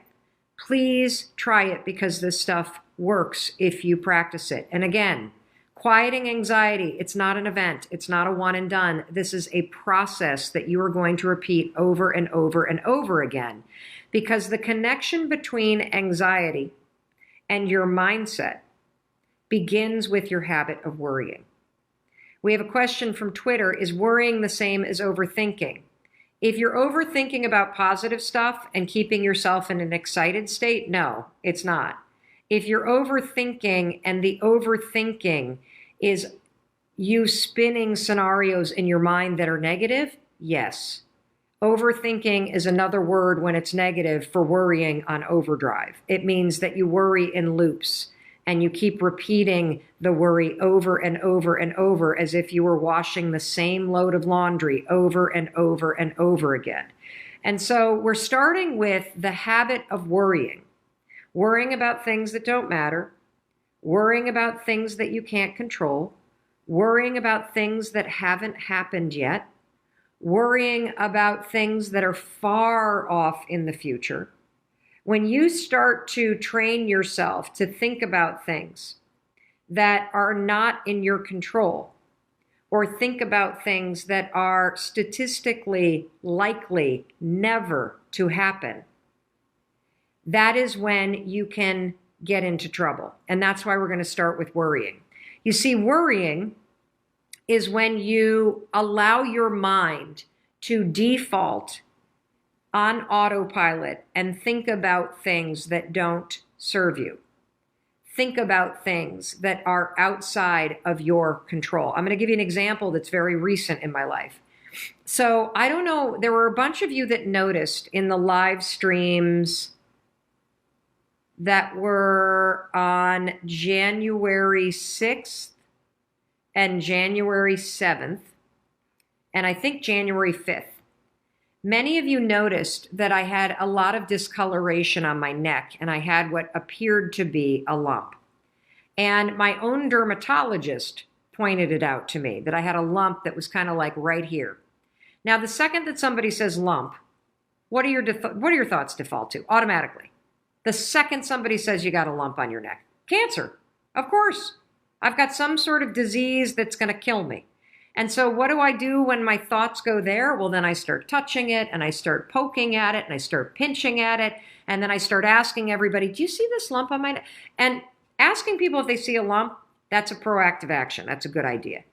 But the bad thing to do is to let your thoughts then default to thinking that you have cancer, to thinking that there's something wrong, to thinking that you're going to die, to thinking that this is going to be a major problem, to thinking that there's an emergency right now. And the problem with allowing your thoughts to go that way is because when you start to think about things, first of all, it's outside of my control if this is cancer or not. It's outside of my control right now if this is going to kill me. It's outside of my control right now whether or not a week from now when I go see my doctor, they're going to diagnose what is in my neck.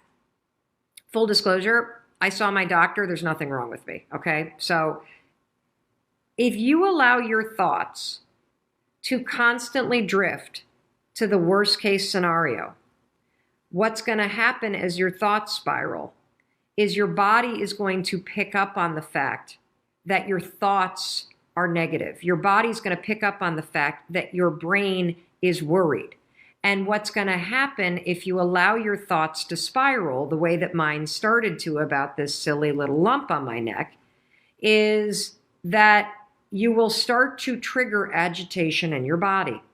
So when you start thinking negative things up here, you're going to start feeling negative things in here. You might feel a pit in your stomach. You might actually start to sweat. Your heart might start to race. Your throat might get tight. Your hands might get clammy. These are all telltale signs that you have now crossed from simply worrying in your mind to feeling physical agitation, which is anxiety. So that's the relationship between worrying about something, which is thinking negative thoughts about things that are outside your control, and anxiety, which is when those worries become physical agitation in your body caused by your thoughts. That's it. And so it's critical for you, if you have anxiety, if your kids have anxiety, if you're a chronic worrier, if you lay awake at night thinking about all these things that you need to do, we're going to go through all of this and all kinds of things that you can do to start to address this. It is critical that you understand that there is a connection between the day-to-day anxiety that many of you feel. We're not talking about anxiety disorders here.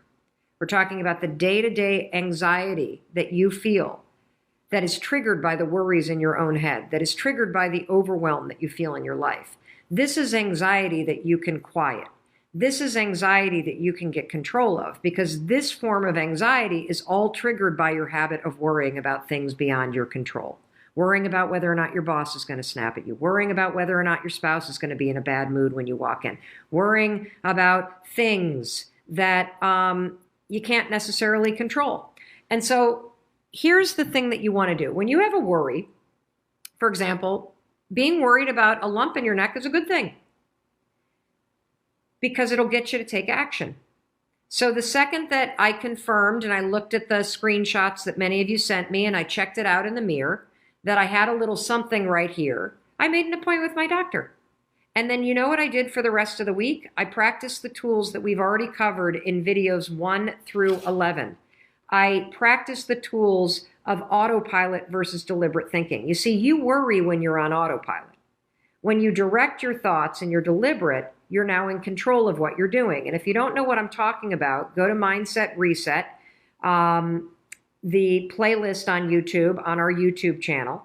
And on video number 2 is all about autopilot versus deliberate thinking. So I would catch myself when I'd start to think about the lump. And I would go, nope, I'm not going to worry about that because I can't control it. I'll find out on my doctor's appointment if there's anything that I need to be concerned about. Until then, I'm going to not think about that. I'm going to think about this. And so day 4, when we talked about thinking this and not that, so this is video number 4, I used those tools all this week, everybody, in order to make sure that I didn't allow my habit of worrying about some lump on my neck turn into anxiety that I started to feel in my body. Does this make sense? Give me a thumbs up if this is making sense. And by directing my thoughts, so whenever I'd start to think, oh, there's that lump, and I'd start to touch it again, which of course makes it bigger, I would go, wait a minute, hold on, nope, I'm not going to think about this. I'm not going to worry about this. I'm going to be deliberate, and I'm going to think that I'm okay. And I started to train myself to go, I'm not going to worry about it until I have something to worry about. I'm going to make a doctor's appointment, and I will worry about it when there's something to worry about it. But for now, I'm just going to assume that it's totally fine, that there's nothing there, that maybe it's an insect bite or something like that that's gotten inflamed, and that's that. And you know what? It works. It works. And let's say that when I went to my doctor's appointment on Thursday, I got a bad diagnosis. Well, guess what? Then there are decisions to make. Then there are things to be concerned about. I still am going to have to manage my worries, because if I start to allow myself to get anxious about a negative situation, I'm going to make it worse for myself, okay? Your anxiety and your worrying doesn't change the things you need to do to address any problem in your life or potential problem. But worrying and causing yourself anxiety will make the potential problem worse, because you are going to make yourself feel worse. So it all begins with you and being deliberate about what you will allow yourself to think about and what you will not allow yourself to think about. We are in the middle of Anxiety Week, and I'm super excited about this because I am somebody who has struggled with anxiety for a large part of my life. For more than 2 decades, anxiety was a chronic and debilitating issue for me. I have 2 kids that struggle with anxiety. I know that it is a struggle for many of you. There's a documented rise in anxiety. And so we are spending an entire week talking about tools that you can use to understand anxiety, to break apart the thinking habits in your mind, to catch the triggers. And that's what we're talking about today, the triggers that are triggering you to feel anxious before you even realize that it's starting, and what you can do with science, particularly something called anchor thoughts, to quiet your mind, to settle your body, to stop the agitation, and to get control in a moment where normally you would spin out of control. So today we're going to talk about triggers. If you missed yesterday's training, it's very important that you watch it. So on day 13, we talked about the connection between worrying and anxiety, and how the habit of worrying about things in the future, things that make you feel uncertain, things that are out of your control, things that you shouldn't worry about at all. Oh, here comes our son. It's 7 o'clock in the morning. Sweetheart, I will be done with this training in about 15 minutes, okay? He doesn't look worried at all today. So interesting, that's a trigger for me. So we're talking about triggers today, and triggers are, do I know where your phone is? It's in the pocket of my coat that I wore when I tucked you in last night. I'm single parenting it today, so thank you for your patience with the the fact that I needed to help Oakley along. I got to get him to school this morning before I catch a flight to San Francisco. That's a trigger for me, that when something unexpected happens when I'm on a live stream, my stomach immediately gets tight. My thoughts don't go, uh-oh, just yet. My body tenses up. And triggers are a very important thing for you to bring out of the woodwork. And the reason why is there are things that happen to you all day long that trigger tense feelings in your body, that trigger your body to remember situations from your childhood that made you feel out of control or anxious or unsafe. It's things that happen that trigger you to start bracing yourself. And so one of the things that we're going to do now that we've already talked about worrying, and we've talked about the connection between worrying and anxiety, and we've talked about the fact that worrying becomes a habit, and it's a habit that you need to break. And if you haven't watched that training, just go to YouTube. It's video number 13, and it's all about the connection between worrying and anxiety. Today, we're going to go a little deeper. So yesterday, I asked you to go through your day and start to notice the things that you worry about. And many of you wrote to us and said that the list was long, and even seeing the list was overwhelming. That's totally okay. We got to get this stuff out of the dark in order to help you fix it and solve the habit of worrying and teach yourself how to be a much more deliberate thinker. Today, let's go a little bit deeper because we did get a question. Danielle, could you put the questions in the text chain, because I could not pull up the email this morning that had the production sheet. We got an email, a comment that was all about worrying yesterday, and I'm not going to remember it directly, but I can paraphrase it. Oh, here it is. Mary Carmen Gamero. That's Mary Carmen Gamero. I'm sorry, I'm so all over the place this morning. Thank you for your patience. It's a crazy morning before I have to get on a plane to San Francisco, and I'm doing this alone, and I'm a little overwhelmed because the kids are starting to get up. But I'm not going to worry about that. I'm just going to keep on going. Yes, here it is. Thank you. Martha Lester Smith. This all makes so much sense to me, but I'm struggling with catching myself in the moment and redirecting. I can often look back and see where and when my mind went to the negative, to the worry, but I don't catch myself in the moment. Any suggestions? Martha, that's not uncommon because the thought pattern of drifting to the future and starting to ruminate and worry about something that's outside of your control or that doesn't matter right now, or an issue where worrying is not going to make an impact. It's such a habit that most of us aren't even aware when our minds are doing it. So this is going to be a new skill. Have patience with yourself. The reason why we're talking about triggers today is because if you have trouble catching yourself in the moment, one of the most effective things that you can do is you can do an audit of your day, and you can identify all of the situations, the people, and the time of days or experiences that you have that trigger you to feel uneasy, or that trigger you to start to worry, or that trigger you to brace yourself. And by going through your day and doing an audit and identifying those moments or times a day where you're tense or where you're on edge or where you anticipate that bad things are going to happen or it's something that you worry about, Knowing the triggers in advance gives you a tremendous amount of power because it allows you to pre-plan what you're going to do in response to that trigger. So let me give you an example. I want you today, here's your homework, to go through your day, and I want you to go step by step by step from the moment you wake up. When are the moments that you worry?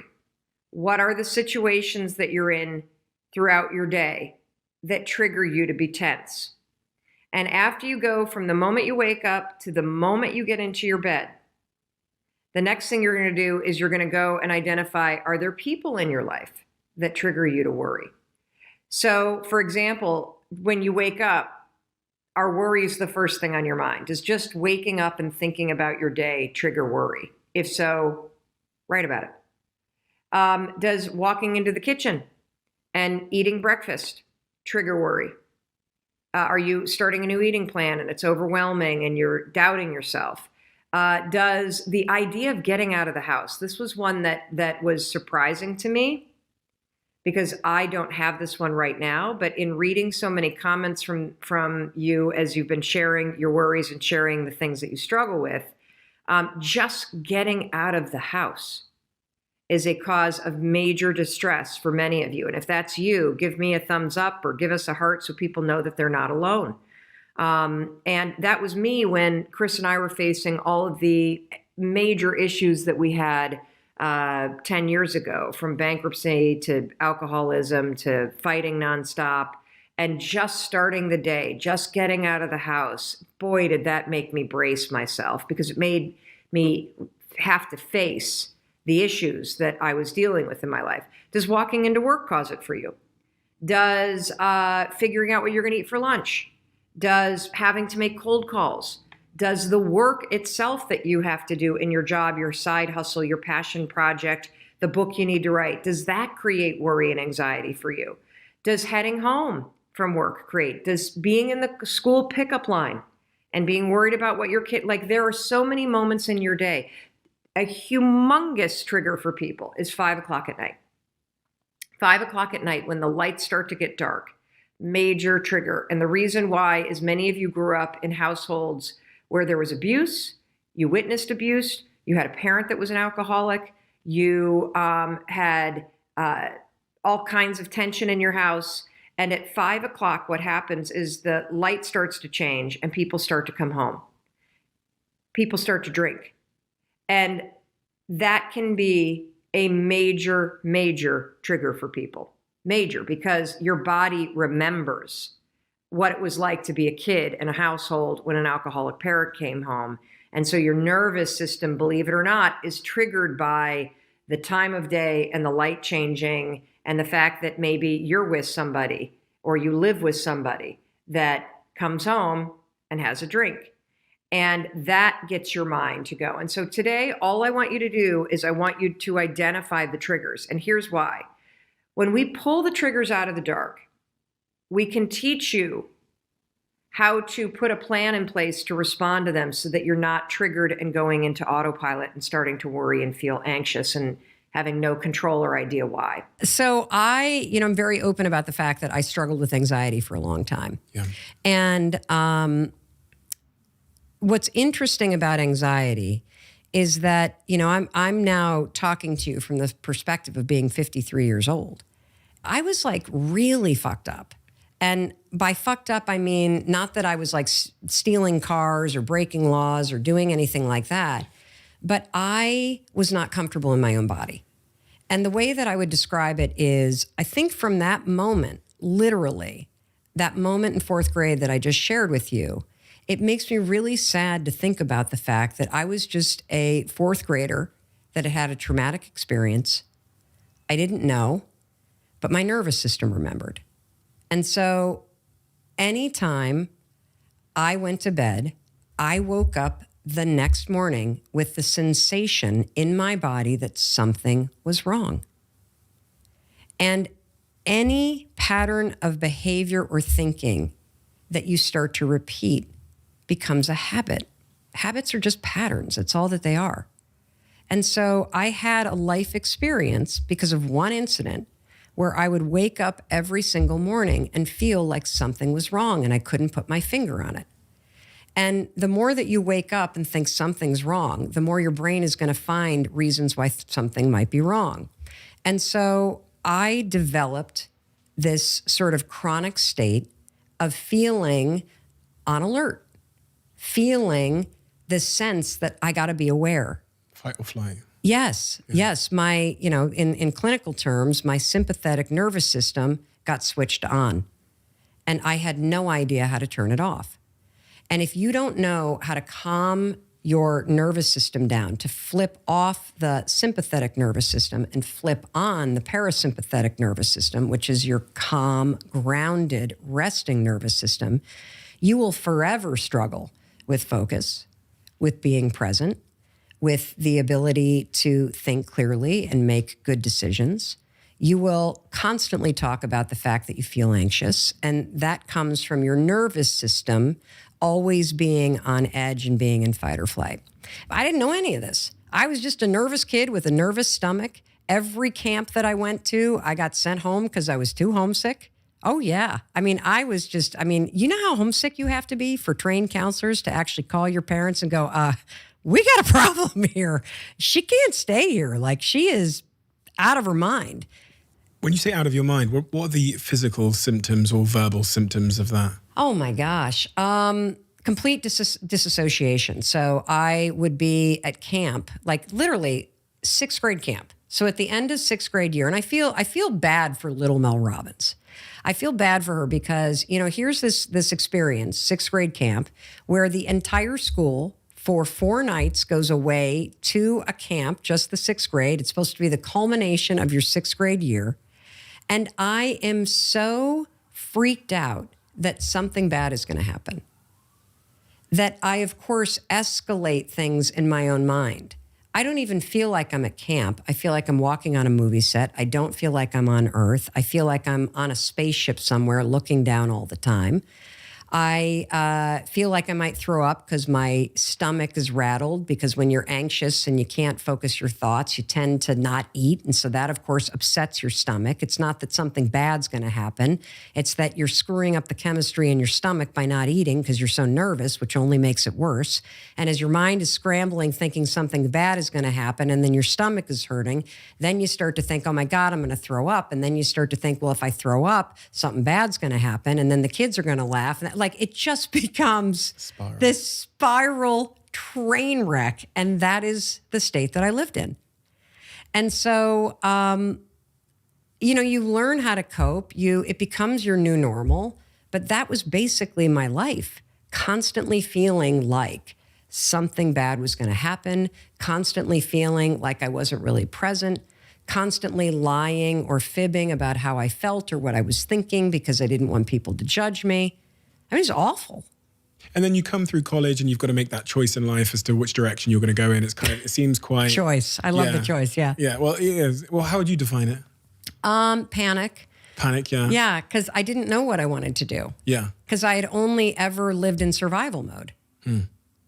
So did you not take a pause to decide to sort of listen Take a pause? who you were and what your calling was? And Take a pause. When you have anxiety, your whole mode of living is, if I'm on the move, no one can catch me. If I am on the run, I'm safe. And so what's interesting is that I think the only time in my life that I have actually slowed down was during the pandemic. Does that sound familiar? Yeah, of course. Yeah. You had no choice. Yeah. And one of the hardest things, which became one of the greatest realizations, is truly coming face to face with myself and realizing that even though I have done all this work to heal trauma, even though I have done extraordinary things in terms of my own thinking patterns, that there was a level to which I was still on the run, that I was darting off to a coffee shop or darting off to Target or darting off to an airplane. And all of this racing around kept me from having to truly stop and stand with the woman in the mirror and just be still and figure out, well, what do I really want? How do I really want to feel? Anxiety always begins with a worry. Always. It begins with a thought that is triggered by something. So if you suffer from anxiety, you wake up in the morning and your mind spins, you lay in bed at night and your mind spins, you walk into work and you feel anxious in your body. Interestingly, another major trigger is being home or going home and that moment right before your partner walks in the door. If you feel anxious when your partner's about to walk in or you're about to walk into your own home, that is a major signal that you are in the wrong relationship, that there is something incredibly off and you either need to get into counseling, but that is one that we hear a lot about. Wow.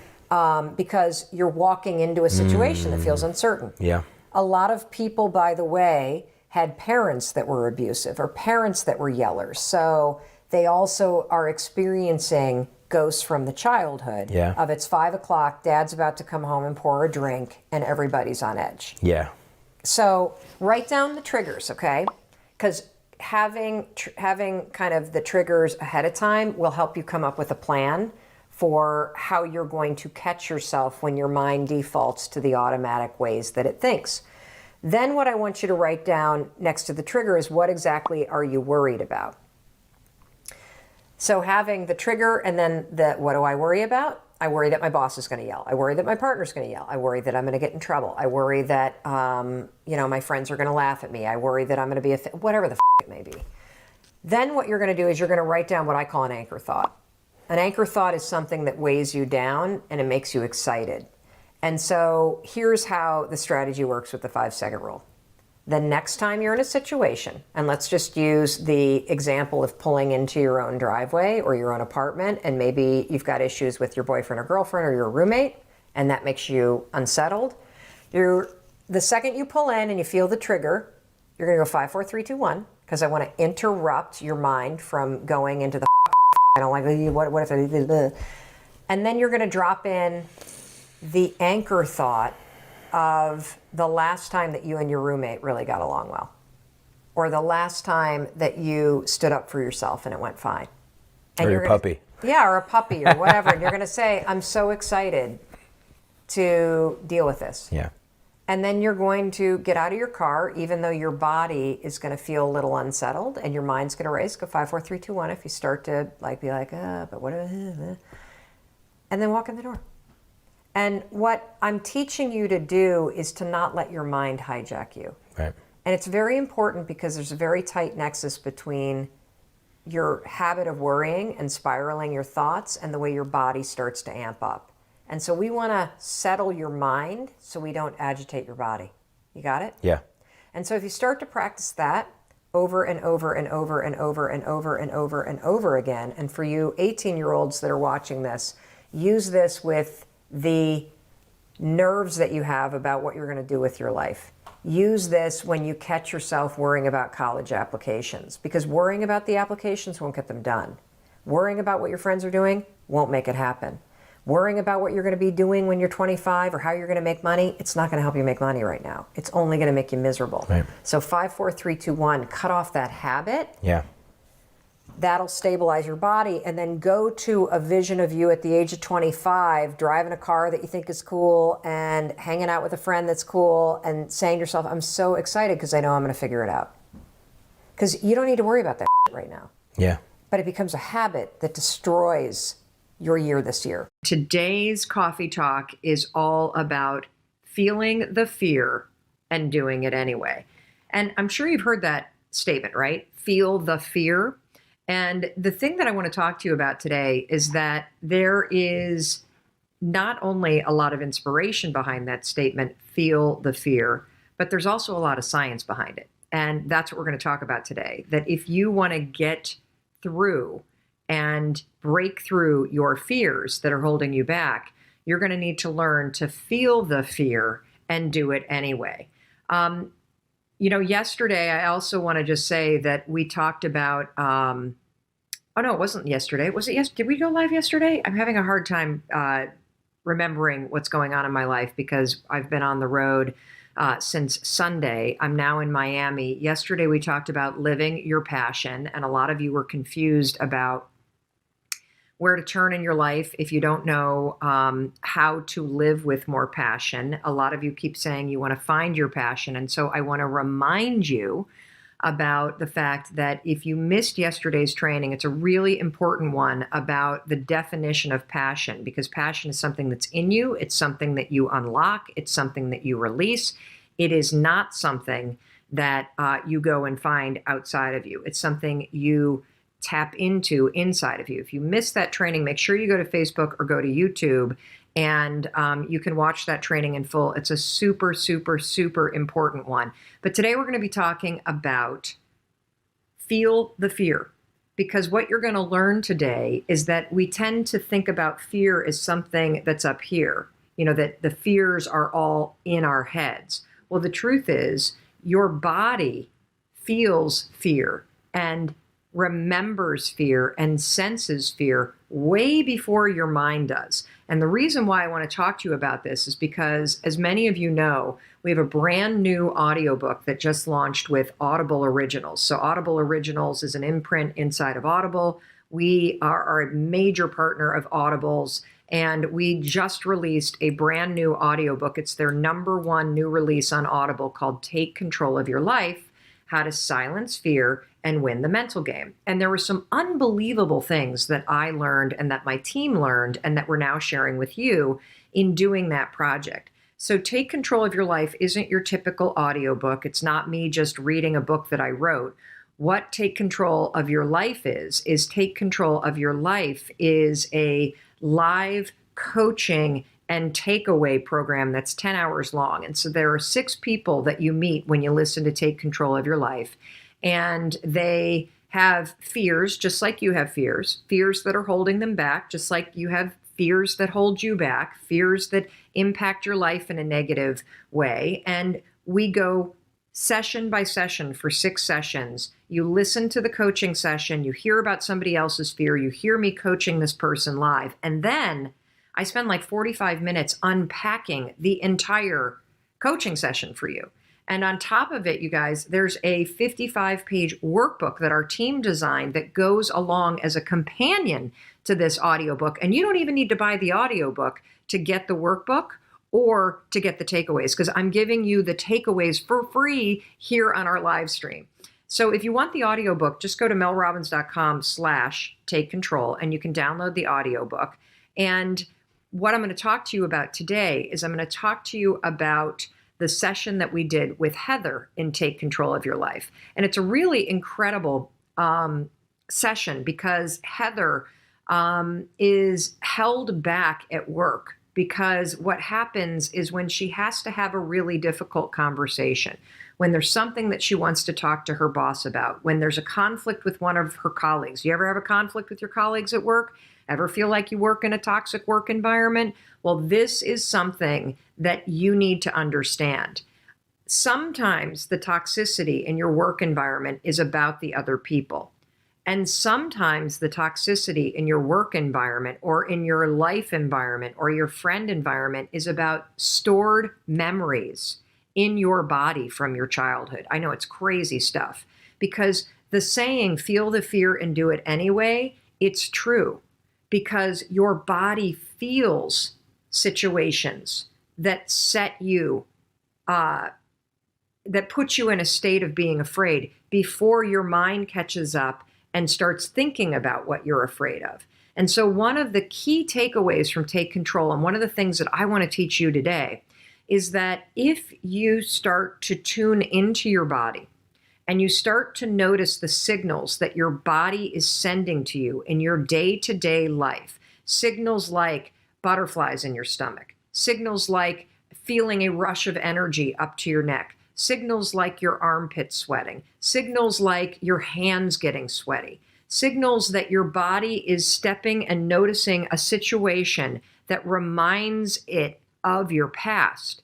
Learning how to read those signals that, oh my God, here goes my body. My body is starting to recognize that this is a situation that puts me on edge. Recognizing those signals first and slowing the body response down before your brain starts to go, oh my God, oh my God, oh my God, oh my God, that is a critical skill in taking control of your life. I'm going to share with you a story about how I figured it out, and then I'm going to give you some advice about how you can think about it, and then I want to say a few other things about the fear of disappointing people, because this is, I believe, the single biggest factor for most people that robs them of success. That you use what other people might say or think or be disappointed by as an excuse to not fully be yourself, to not fully go after what you want. And so first, let me talk about triggers, because I believe that for most of us, the habit, and I use the word habit because habit just means that it's a pattern. We have a pattern where we fear disappointing people, and then that triggers us to operate in certain ways. That pattern began a very long time ago. And I think it's safe to say that for 99% of us, you can find where it began somewhere in your childhood. And it probably doesn't matter that you find the first, because you probably have 150 examples of being terrified that your dad was going to scream at you, or terrified that your mom was going to get cold and get that tone of voice, or terrified that somebody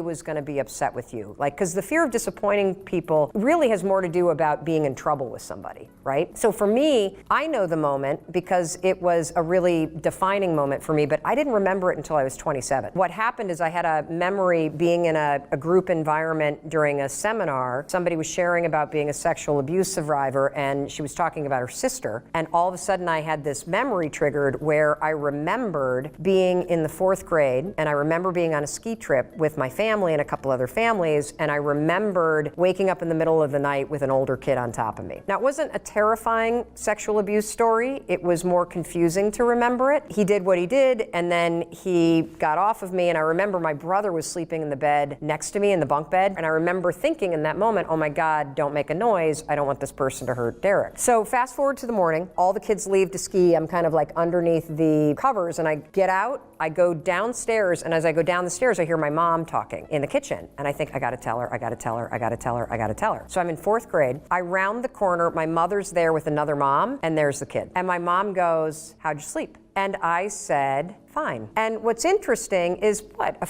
4th grader's brain. I mean, my mom's not gonna be upset with me. She might have gotten upset all right if I had said, not at me. There was this moment where I remember it now like that. And you don't have to come up with the moment, because I guarantee you've got 100 of them, where you have a bad report card, or you broke something, or mom or dad drank and you heard them pull in and you felt the anxiety coming in and you went into a mode where you became quiet because you don't want to upset somebody. It was just this mode where I so knew in that moment that I needed a strategy to avoid a scene. Does that make sense? Because that's what you're doing when you are not disappointing people. You are avoiding making a scene or having them do one. Does that resonate a little bit? Okay, good. So you can go to the root cause, because what I discovered in that moment in realizing, holy cow, at the age of 9, I made a decision not to tell the truth, that I would just make up what I thought would make the situation okay. And what's interesting is I can take that one decision and roll the clock forward until the age of literally like 27, probably took me longer to about like 35, 40 even,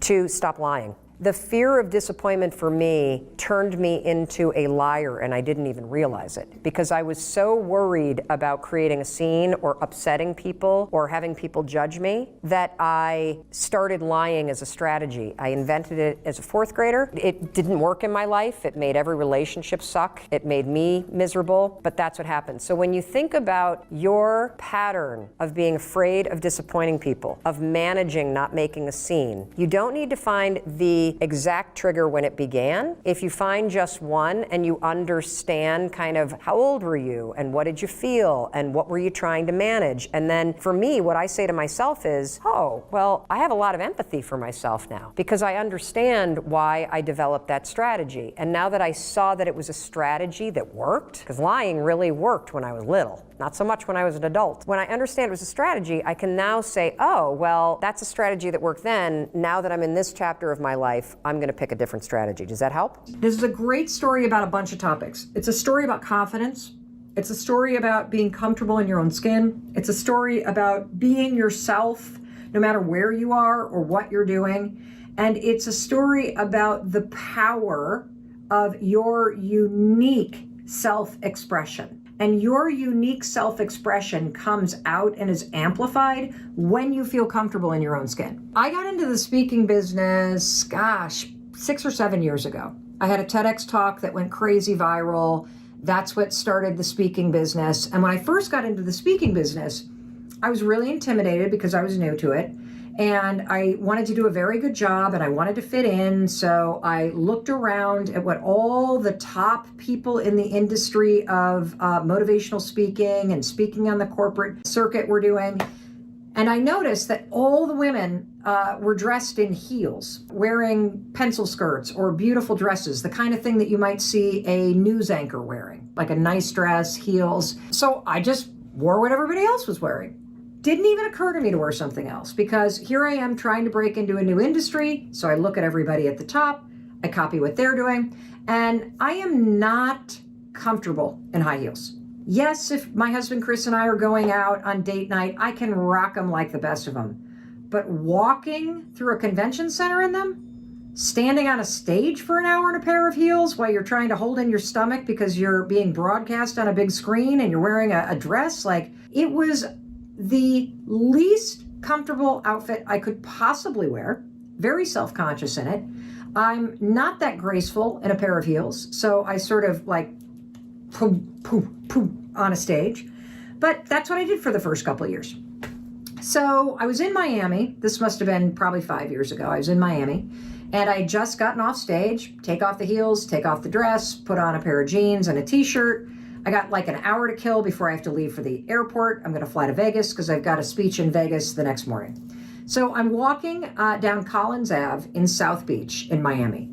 And I walk past this store. Unfortunately, it's not there anymore. I loved this store.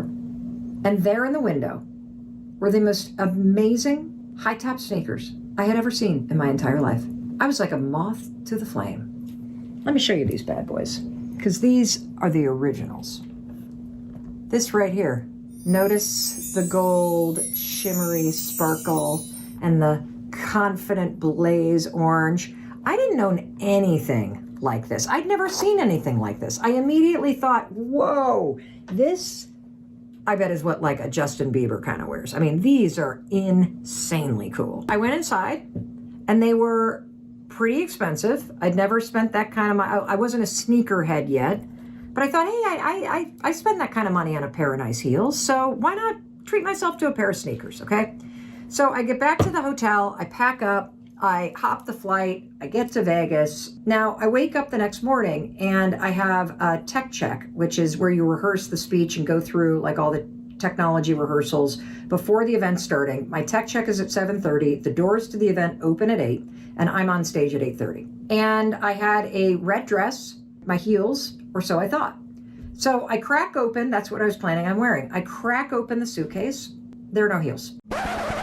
I have left the heels in the hotel room back in Miami.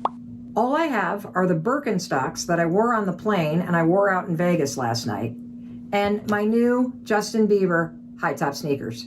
And I have exactly 15 minutes to get to the tech rehearsal and nothing else is open. So, Birkenstocks, Justin Bieber, I think we'll go with the Justin Bieber sparkly high tops. I slapped those puppies on. I walked from my hotel room all the way through the casino floor, past all the restaurants and the shops, to the convention center, which you know is like a 2-mile walk. I was so happy to be not only in my red dress, but more importantly, in my Justin Bieber sneakers because it was super comfortable to walk there that way. I get to the backstage area and for the first time in 2 years, something happened. And let me tell you what happened. One of the guys that was on the production crew turned and goes, cool sneakers. That was like the first time somebody in production had really acknowledged me for something other than the job in 2 years. So I was like, And as I started walking toward the backstage area, everybody I passed, cool kicks. Oh, those are cool. Oh, those are cool. And I'm like, this is wild. Nobody's ever complimented on my, like, this is like, people are, and so I did the tech rehearsal, and then this was the moment of truth. When I walked out onto that stage, it was at the MGM Arena, And there were like 5,000 real estate agents in the audience. I was there to deliver a speech for RE/MAX. It was the first time I'd ever walked on a stage where I actually felt like myself. It was also the first time that I felt the audience kind of lean forward and go, oh, she seems kind of cool. But when you walk onto a stage in heels and a dress, you're like the authority. And you're on a stage and you're talking at people. There's something about walking onto a stage or walking through life and having something fun that you're wearing that makes you relatable and interesting and real. And from that moment forward, I have never not worn sparkly sneakers for work. I wore them every day on my daytime talk show. I'm embarrassed to tell you that I probably have 20 pairs of these. This is my favorite. These are my favorite. Well, these are my favorite because these are the originals, but I would say these are my second favorite because I like the low top and I love the blue. I love these, which have a big silver kind of thing. These are super comfortable. And I've got a bunch of these, and these did not even come with sparkles. So I literally bought Swarovski crystals or whatever the hell they're called and got a glue gun out and put them on myself. If you're looking for sparkly sneakers, there's all kinds of them out there these days. It's the coolest thing in the world. Bedazzled sneakers are a thing. Whether you go to DSW or Nordstrom's or Zappos or anywhere, you can find them. And so the moral of the story, the secret to confidence is being comfortable in your own skin. And the secret to being relatable and likable is being yourself and being comfortable in your own skin. And so whatever it is that gives you a little flair, whether it's a little pin on your jacket or a little flower in your pocket or sparkles on your sneakers or cool specs, you gotta find the confidence to bring that to the way that you go through life. Because there's something unique about you. And when you settle into what is really an expression for you, you feel comfortable in your own skin. And that's the greatest feeling in the world. So the fear of disappointing people, we've talked about one place that it comes from, which is making sure not to create a scene and making people like you. That's one lane that most of us have, and I'm going to tell you a story in a minute about how you can manage this. The second lens, and I got to give credit to my business partner Mandy for this, is that so many of us have this perfectionism gene. And the reason why we're perfectionists is we're trying to insulate ourselves from criticism. That if you get it perfect, no one will give you feedback. If you get it right, nobody's going to criticize you. If you do it perfect, then no one will be able to attack you. And the problem with that, and that's just another side of the same coin, which is the fear of disappointing people. You're managing not disappointing people, not by lying and not by being codependent, but by actually trying to be a perfectionist so that nobody criticizes you. So let me tell you a story about the fear of disappointing people in my own life. Because this is the biggest trigger in my life. I mean, it goes back to being in 4th grade, right? It's there. And this is another thing, I literally have to remind myself of this, everybody, every single day. You cannot remove the things that trigger you. You can't. If you've been doing a pattern since 4th grade, there will be things for the rest of your life that will trigger that pattern to come up. But you can always choose not to repeat the pattern. So you'll be triggered and be afraid that you're going to disappoint somebody. That's real, that's normal, it's natural, it's part of being a human being. I think it's interwoven into every relationship where you love somebody. But you don't have to behave the way that you always behaved when you're nervous about disappointing somebody. So let me give you a dumb story. You ready? When my husband and I got married, my father gave us this really incredible gift. He gave us an antique pool table. I grew up in Muskegon, Michigan, where Brunswick was founded. And my dad has a hobby of going to garage sales and estate sales and buying old, dilapidated pool tables, and then he restores them. So when Chris and I got married, he bought us an old, dilapidated pool table from the same era as our house, which is the 1870s. He restored the whole thing, and then recently he and I rented a U-Haul, and we drove this sucker from Muskegon, Michigan to Boston, Massachusetts. My dad and I took a road trip. Get there, and we assemble the the pool table in what used to be our playroom. Fast forward 3 or 4 years, the speaking business takes off, my business starts to grow, we have people that work for us, and my kids are older. We don't need a playroom, we need an office. The pool table is in the middle of this thing. For the first 2 years of having the office, we kept the pool table there. Why? Because I didn't want my dad to be disappointed, because I love him. Now, he visits our house twice a year for 2 or 3 days with my mom. And I kept this thing occupying a third of our office for 2 years. And then I realized I'm being ridiculous. I'm being absolutely ridiculous. Now, here's the thing. Will he be disappointed if I take the pool table down? Absolutely, definitely. There are always going to be things that you do, decisions that you have to make in your life, in your business, for your family, that will disappoint other people. It's unavoidable. But the fact that he's going to be disappointed should never be the reason that I don't do something that is aligned with my values. Now, let's take it a step further. When you make a decision that is likely going to disappoint people, or that does, still make the decision, because it's your life. There's nothing worse than when you start to rob your future and your life and your happiness because you're so focused on other people. However, if you love people, you can still take care of them when you make that decision. So let me go back to the example of the pool table. So I knew I was going to take it down. I knew my father was going to be disappointed. I was disappointed. I don't have a big house. So I don't have the room for a huge pool table. I don't have a finished basement like a lot of people. I don't have like a cool garage game room thing I just don't have it. I called him first and said, I need to talk to you about something. You know, the pool table, I love the pool table. Dad, my business is growing so much, I actually need an office. And, oh great, it'll be great in the office. And I'm like, well,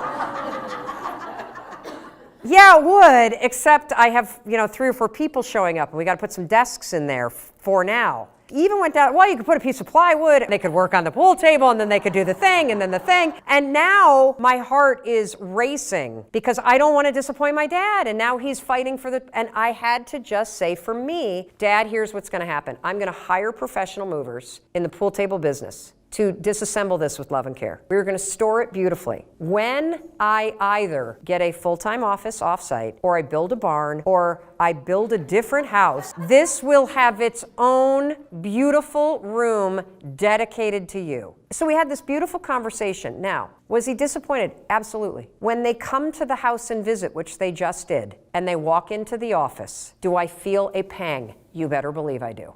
It doesn't matter. That's all normal. I still need to make the decisions that I need to make. And the difference, what's changed, is how I relate to that fear. So instead of what I would do in the past is I would make a decision that doesn't serve me. I'd leave the pool table and then I'd be all about it. I'd leave the pool table as a way to make my dad happy, but it makes me miserable to leave it there because I need the space, right? And then I'd be kind of annoyed. And then he'd come and I'd fake play pool because I kind of want to, you know what I'm saying? Like, we do all this that's not real. And what I've been able to do for myself in some instances when I catch it is to hit it head on and to be authentic and to still take care of people. And what I've also come to learn is that people can be disappointed in you and they still love you. You're never going to get around this. Everybody in your family is going to be disappointed with you, probably once a day, probably. And you have the ability to retrain how you respond to that trigger that rises up in you where you start to fear that you're disappointing somebody. And the answer really is make the decision that's aligned with your values and the thing that supports you, and then take care of the person by being honest and straightforward about it,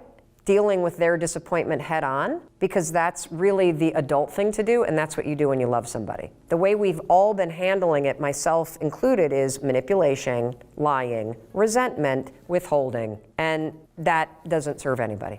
Hey, it's Mel. Thank you so much for being here. If you enjoyed that video, by God, please subscribe, because I don't want you to miss a thing. Thank you so much for being here. We've got so much amazing stuff coming.